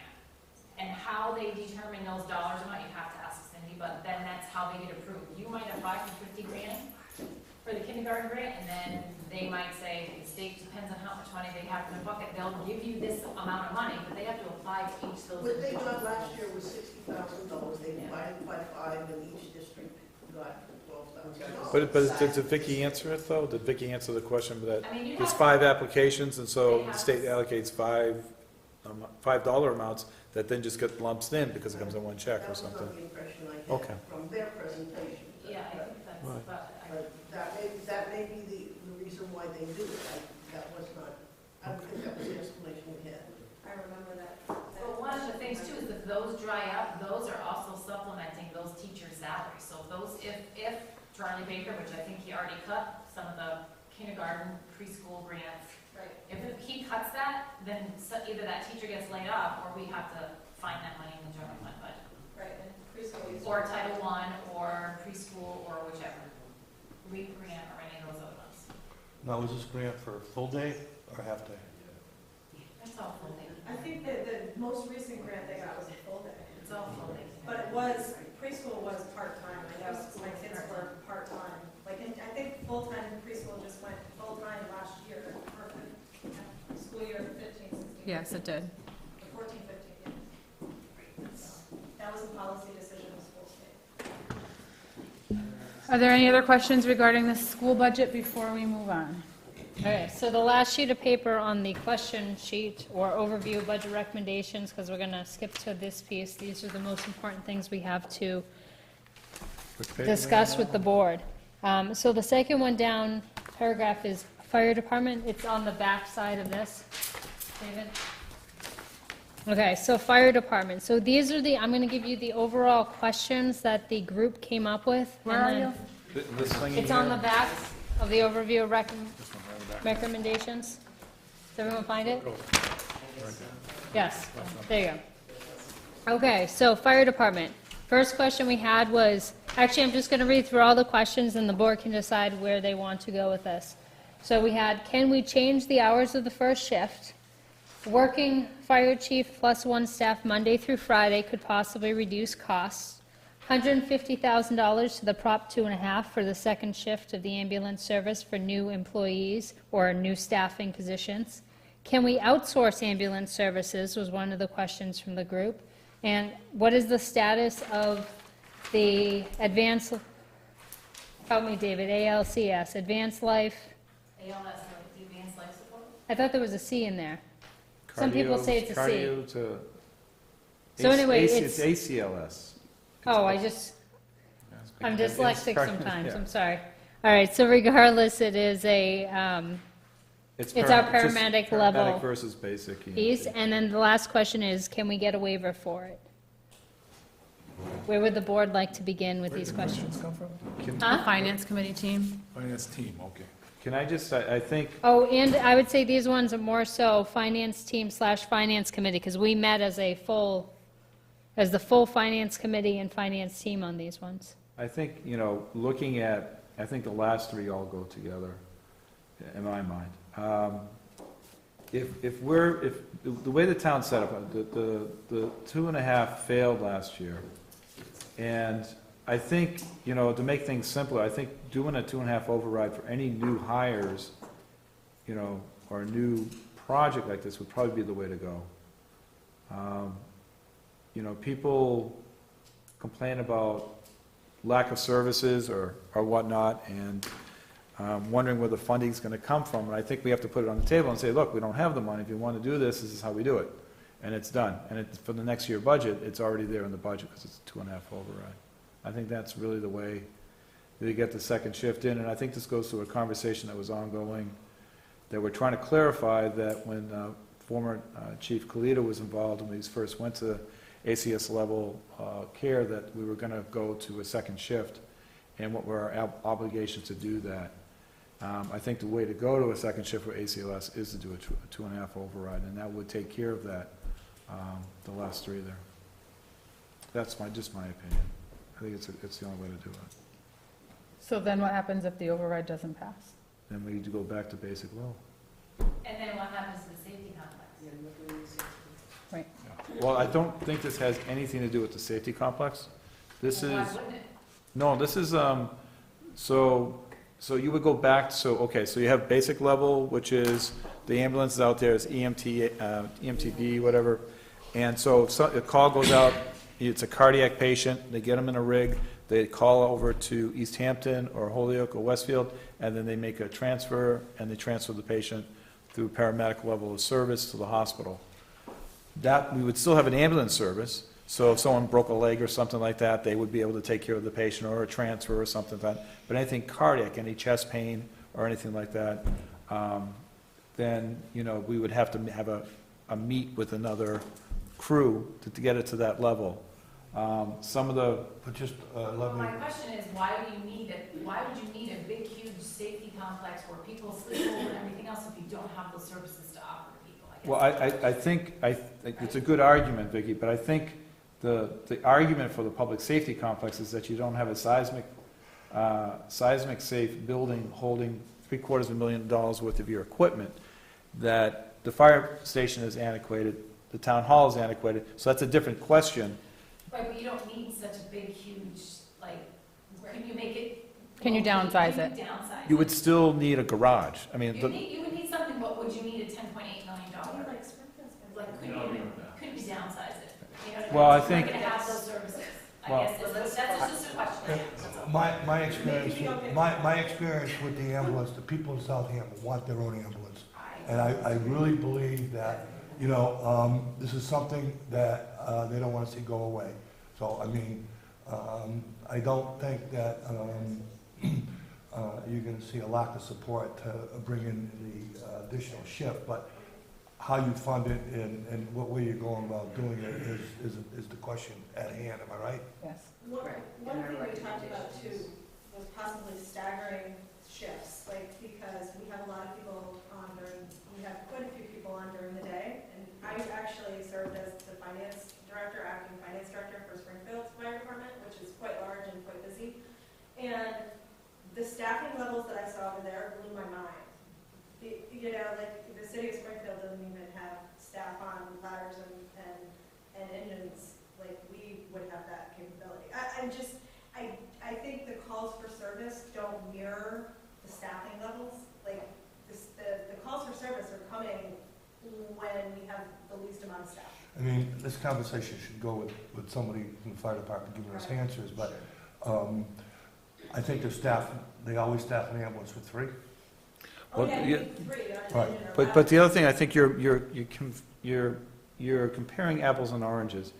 And first of all, just so no, you really are, because in Springfield, you have, More calls in an hour than we get a week. so hang on. So in Springfield, you have full-time, Right. benefited firemen, EMTs. Here, they're volunteers. No, they're part-time. No, they're part-time. Well, it's still, We have a fire chief that doesn't ride on a but it's still, It's crazy. let me just, It's a call department thing. all right, let me just call a call department, okay? But the bottom line is this. The people in Springfield, the firemen in Springfield that are stationed in there, their mortgage, their car payment is based on that job. The people over across the parking lot, the majority of them have other jobs. This is not their full-time job, this is a part-time job, so they do it as much as they can, but it doesn't interfere for their full-time job. And so, They're working the hours that we don't need. They're working 9 to 5, and the calls are coming in 6 to 10. So why? So one of the suggestions would be to change the shift. That's what I'm Not talking staff it, about. but change the hours of The the hours. shift. but when then you may, by doing that, and this is the other, so you have to have a large enough pool to draw from in case it's a structure fire. So, and I'm just saying, We have mutual aid, but okay. so when the firemen came in, when I was a selectman on the other building, they came in and they all quit, 12 of them at one time, and I wanted to divide the town into thirds. Give a third to Easthampton, give a third to Westfield, and a third to Holyoke, and just close the shop. But I don't think we can do that. So we still need to have firemen, and they're young men who are interested in a career, maybe getting enough training here and then get on a service someplace else as a full-time. It's always been a stepping stone for the most part. And I think you try to attract as many people into it as you possibly can, so then when a tone does go out, you do have enough people around to answer the tone. You have to have a great enough pool to have those people to go out. I totally understand what you're saying, but we're paying, like, we're looking under stones for money, and I'm not concerned about, like, training up other people's potential staff. I mean, I'm looking at making sure that we have the appropriate staff on when we need those calls of service. So I think that I don't think we can decide on changing the shifts. That's not something that we can do tonight without talking to the fire chief. Fire chief You and can staff. decide on the financial part of it. Do you want to fund the second shift, however that second shift comes, at whatever time it comes? Do you want to fund a second shift by doing a proposition override? Or do you want to try and come up with $150,000 from our budget? Or do you want to say, But I think- forget the whole thing? But from my understanding, maybe I'm wrong on this, but the second shift and 150,000 is to maintain going forward with the ACLS. Yes. Level of care. Yes. So the question is this. I'm 54. If I drop, when I have my MI, minutes are myocardium. Thanks, because I didn't know what that was. Okay, so when they used to come into Bay State ER, they put an egg timer on their chest. And the goal was when they walk through the door till they get to the cath lab, it had to be under an hour. The new technology that's coming out in studies, and some of the cardiologists are pushing for this, is that if someone's having an MI in Southampton, you want an ACLS person there to get the drugs going, to get the 12 leads sent over by cell phone technology. The ER doctor looks at it. They call the cath team in if it's 2 o'clock in the morning or 10 o'clock at night. So the cath team is at the door when the patient hits the door, and they already know he has an ST elevation MI, and he has to go to the cath lab. So then you're talking about saving people's lives. You're talking about saving the quality of their lives. They don't become a cardiac cripple. These are when you make these little decisions, you're actually making big decisions that will affect the most important thing in this town, which is our loved ones. This is a big question. And So we don't dispute that part of it at all. I totally get it. No. We see the need for the service, but how do we take $150,000 from all the other departments who are only getting level funded to create a new service? You don't. So that's why our discussion has been, if this is what the town wants, then the town needs to vote for it. That's why it's a 2.5 So override. that's why we recommended that. So we're on the same page. I mean, that's the only way to do it. Yeah, I mean. Can I ask the finance team? Now, we've had this paramedic status now for a year and a half. Have you compared the numbers before we had paramedic staff to what we have now? Because it was supposed to be a major jump in our billing because of it. Because when we were doing, like David said, we would meet a crit team from another town to pick up the heart attack patient, bring him somewhere. We might have transported him to the town line, but we couldn't bill anything on that patient because the crit team would have to bill for all the services. Well, you should be billing at a higher rate at this point. I don't I'm know. just wondering, has there been a significant increase in funding with the paramedic status than it was in years past? And that's what we were sold on. Yeah, I was gonna say. No, the one thing that I can tell you is that and I have to look at it, when we met with the fire chief about this, we only had spent $3,300 year to date for mutual aid to Easthampton, which in previous years, we were paying $17,000, $18,000, $30,000. So it's the savings right there. But as far as the billing goes, we have to actually get that from Coastal Billing Company to find out how much they, or the chief might have that, whatever his call list is, he went on the call, but we didn't do the billing, that's something that we would have to. But you would have to actually, not the billing, but look at the collections, what's ever coming back in, because you usually get like 65% of your billing. You don't get 100% of your billing. Right, but if you want to know, okay, we went on the call, but we transferred that at that line, and they actually did billing, that's something that we don't have in our numbers, that's something we have to get from the chief. And you get that from the chief? We'd have to ask him for that. So can we just make sure whatever we need to ask him, that we ask him before Tuesday, so that when he comes to meet with us, although it's not a So- finance meeting, we want to have that question So answered here's at that here's point. my recommendation, because I know it's getting close to 9 o'clock, and we're about quarter of at this point, and I do want to get through the rest of the changes real quick, because that should take me about 5 minutes, depending on questions. My recommendation would be, since the rest of the questions pertain to mowing things, which Randall can answer, the police department, the fire department, perhaps these questions in front of the Board of Selectmen would be helpful. I can send the questions to Randall, the police chief, and the fire chief before Tuesday's meeting, so that when they're before the board and discussing how things are going in general, they can respond to these pieces, so we have the answers for Thursday's meeting. Does that work for the board? Yes. It works, but I would also like to have the finance committee here too. I think it's important that they hear this information firsthand. Is the finance committee available for, at least in piecemeal, on Tuesday night at 6? There's sure some of us will be able to make it, and I don't know at all. I mean, But some of us. But we, Well, I think it would be important because if we're going to make a recommendation to support something at town meeting, you should hear it firsthand, not from us. That's my own comment. And, you know, the fire chief's got to explain why it's so important, and answers that we don't have, which I hope we can get, is how much more are we bringing in with the paramedic phase versus the old, just the regular EMS phase, and how much of that can we use to offset the cost for the override, if there's going to be an override? So here's my suggestion. Although I think the finance committee needs to hear it firsthand, I think, given the amount of work and time that they have put in, and I'm not saying that department heads don't, I think it would be more beneficial to have the department head that has the question present on Thursday night when we continue to talk about this with the finance Okay, committee. if that's, Okay. that's. Does that make more that's fine. sense? That's fine. Okay, That's so, fine. That's fine. We're planning on having our meeting Thursday prior to right, that. so if we get the answers that we want in candid discussions, and then we can, they need to be present on Thursday with the finance committee, rather having the finance committee go to them, they should That's come. fine. I just wanted them to be part of it. No, I agree. So is the board good if I wrap everything up here? I just Yes. want to finish a couple more minutes. Okay. But So wait, I'm- you're gonna need to go through the other budgets in order to give them the questions we want answers to on Tuesday.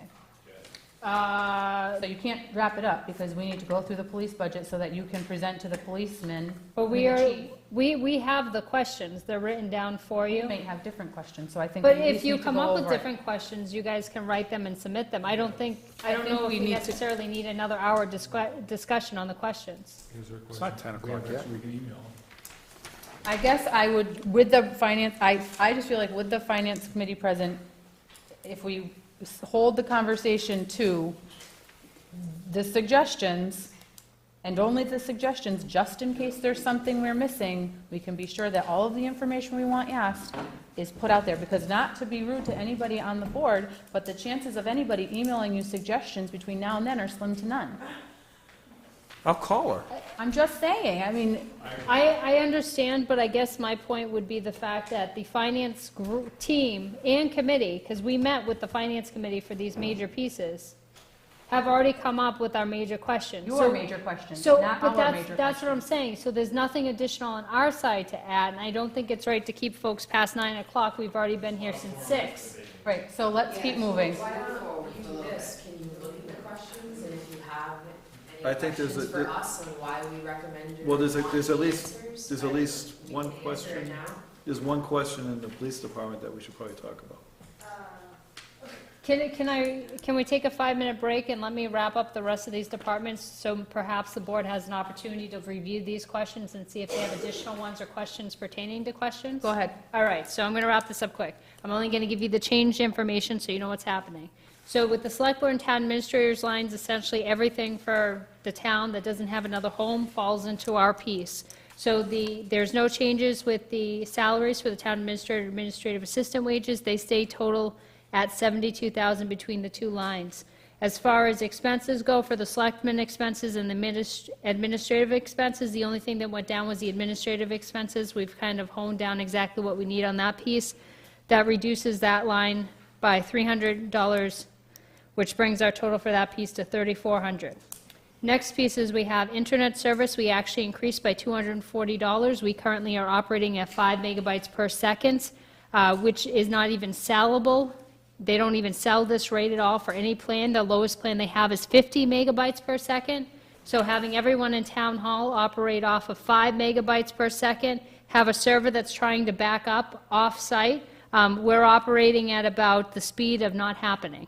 So that will get us up to current day, or at least a little bit closer, for $240 a year. What will it get you up to? It brings us to 55 megabytes per second instead of 5. That's not real fast, but it's a lot better. It's a heck of a lot of improvement from what we're currently playing with. Is there any money in there for upgrades to that server? Because I know it was kind of, Server we replaced last year. I know. So if we're looking at doing a new server, an additional piece of that, we're talking another 10 grand. So And no, the server not has been yet. working fine? The server has been working fine, provided you take into consideration the slow internet speed that's causing backup on the backing up piece. Is it going to be able to handle the going 55, or is that going to be too fast for it now? The server's brand new, as of June, so April, June, we're good. Cloud. All right, so other things that have changed here, we have postage went up by $500. It's consistently been going up, so Dawn and I talked about that's the number we came up with. Photocopier lease and supplies, we kept it the same as this year at $3,000. Web page maintenance only needs to be $475. That's our exact line-by-line calculation of what we need. We have no expectation for costs to go up at this point on that piece. That actually decreases it from our current request of $1,500 for this year, because we had to get everything up and running. And yes, it's more than what we used to pay for $179.64 for JAGFly's hosting of our HTML website, but if anyone else would like to go back to HTML or learn HTML, we can revert back. In the meantime, we have our technology equipment and our technology services. We increased both to $8,000. That's so we can continue to upgrade our computers, so we hopefully will be all the way out of XP units by next year, and also if we start to have a better service replacing plan, we won't have to worry about having the XP dilemma again in 5 years. John? You're on XP? We have 5 units that are still on XP, yep. They don't support that anymore. I'm aware of that. Boy, no wonder it's so slow. Yeah, no kidding. Telephone stayed the same. Gas and electric for Town Hall and Larrabee, we increased modestly, just to make sure we account for costs for next year. Street lighting, I believe we also increased as well, but unfortunately I don't have FY15's number on that. I added that this second. $21,000. It was 21,000? Correct. So it went up like $7,700. All right, 7770. All right, so that's a selectman and town administrator piece. Any questions on that? If it was 21,000 last year, can we change that number now, or we don't think that's a good idea? 21,000 last year, now we're requesting 28,700. Yeah, if you've been watching the news, they've been talking 37% increase, give or take. We Just won't have a checking. more accurate Just number for checking. what we're going to be paying until we finish. We just signed on with the contract to have a fixed rate for the next 24 months, but until we get our first bill, we won't be able to multiply it out to figure out where we're going to fall. So does that 37% increase, is that going to be applied to the new contract we signed? Because then why would we sign a contract? No, this was, remember, we did this budget before we signed on, so we might be able to adjust in another week. I don't know what it's going to come to. I have to look at the figures and the numbers and figure out where we are. Otherwise, We're going to it's just revisit shooting a that number, dart. that's what you're telling me? Huh? We can revisit that number? Yes, Okay. yes, we can. Thank you. All right, so then we have a few more items here. Town hall building maintenance expenses. We actually had decided that that should specifically be for the old town hall. We had in the costs, we had them break out piece by piece of what they were, and then we added more because this year alone we've gone over because we've had water flooding in the basement of the police station. We've had corroded wires that control the 911 system. We had to replace a pipe. We have the gutters that need to be removed from the side of the building. And we've had about 5 or 6 other annual catastrophes, so to speak. Did you pay for those yet? I think we might have taken it out of the custodial. I'm not sure. I don't know. Put We got seasonal quotes. flooding in because it happens every year. No, we really spent $3,600 on town hall building expenses so far, so that's why I'm wondering. I don't think it was. I don't know.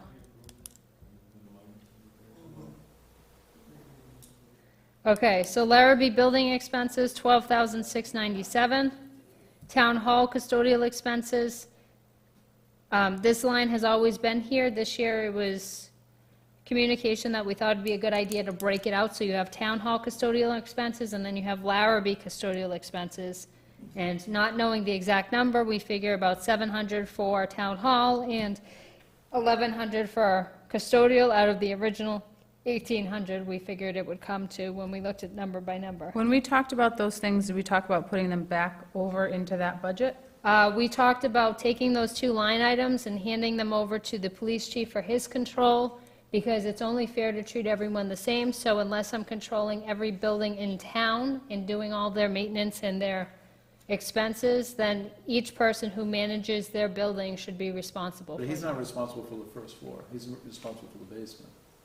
Well, regardless, most of the costs we've had and endured have been on the basement. But there is some But here's the thing, David, we don't occupy that building. If there's a problem with the attic, I'm responsible for it even though I'm not in the attic. If there's a problem in the council on aging room, I'm responsible for it even though I don't operate in the council on aging room. So I think the The I'm just analysis, saying that for any heating costs, some of the heating costs is to heat the upstairs, which he doesn't use. but what I'm saying is he would still be getting the same bill, irregardless. The problem comes into this. Right now, how it falls is if there's a light bulb that needs to be replaced, I get a phone call and it's my job to figure out how to replace the light bulb and who to call and what to do. You call on the phone and say, hey, there's a light bulb problem. Can you tell me what type? No. Can you tell me about the circuit? No. Can you tell me where it is? No. It's not useful for me to be in control of an account that I have no access to the actual facility on the daily basis. I don't know what it usually looks like. I don't know if it's usually bright or dull. But that's, I think, where all that derived. So moving on down below, we have legal. We increased to $40,000. This year we were doing really good until something came up, and now we're going to be over $22,000, probably by about 20 grand. Otherwise, we had over the years, FY13 was 42,168, FY14 was 78,818. We have 2 cases that may or may not go to appeal. We're still waiting to see, and that could affect it, but ultimately we felt safe at 40,000. Barnes Aquifer, that's the same, nothing else has changed there. Memorial Day, we put in $100 from what was $100. Last year we had funded them at $300. I think they used a very minuscule amount of that, but essentially we found out that the veterans agents can get flags and will actually get reimbursed 75% to the town the following year. So the $100 is to cover flowers. So we'd like to write in Memorial Day flowers because it's a tradition we've always been doing for the veterans' graves. We didn't spend anything last year, this year, because Memorial Day hasn't happened yet. Oh, that would make sense, Vicki. Thank you for clarifying. Okay, so then we have HCOG, and it looks like that actually went down $72. So that's the entire piece for that general, $272,864. All right, any questions on all that? We good? Excellent. Town clerk. Okay, so town clerk has 2 pieces. One is the general town clerk stuff, and the other one is the election and registration piece. We did all of the stuff, personnel services up top, and the other expenses are down below. So the major changes you'll see here, the town clerk assistant actually decreased in wages, and that was because we had a changeover of staff last year. We pay less and less hours. Election registration salaries, that is the money that was paid as a stipend to the Board of Registrar members. The argument of the group was we do not provide stipends to anyone else on a board, committee, or commission. It is only fair to treat everyone equally, and therefore the $600 was removed. When we spoke to the town clerk, she had no problem with that at the meeting. Election registration wages, those are in there, $5,500. We'll go down below in a little bit to see why it increased by $1,348. Then you have town clerk, register of voters, piece for expenses. She had originally requested $900. We gave $800. The previous year she was at $500, so we increased it by $300. She had asked to get a magazine rack for outside in the hall to hold all of the materials that are cluttering up the hall and probably creating a hazard if we were to have a wheelchair come in that entrance. So that is the ability to provide that for $300. And the Board of Registrar's expenses, now remember these are things related to elections, so these are your ballots and everything else, $9,124. If we go down to the breakdown on that piece, we have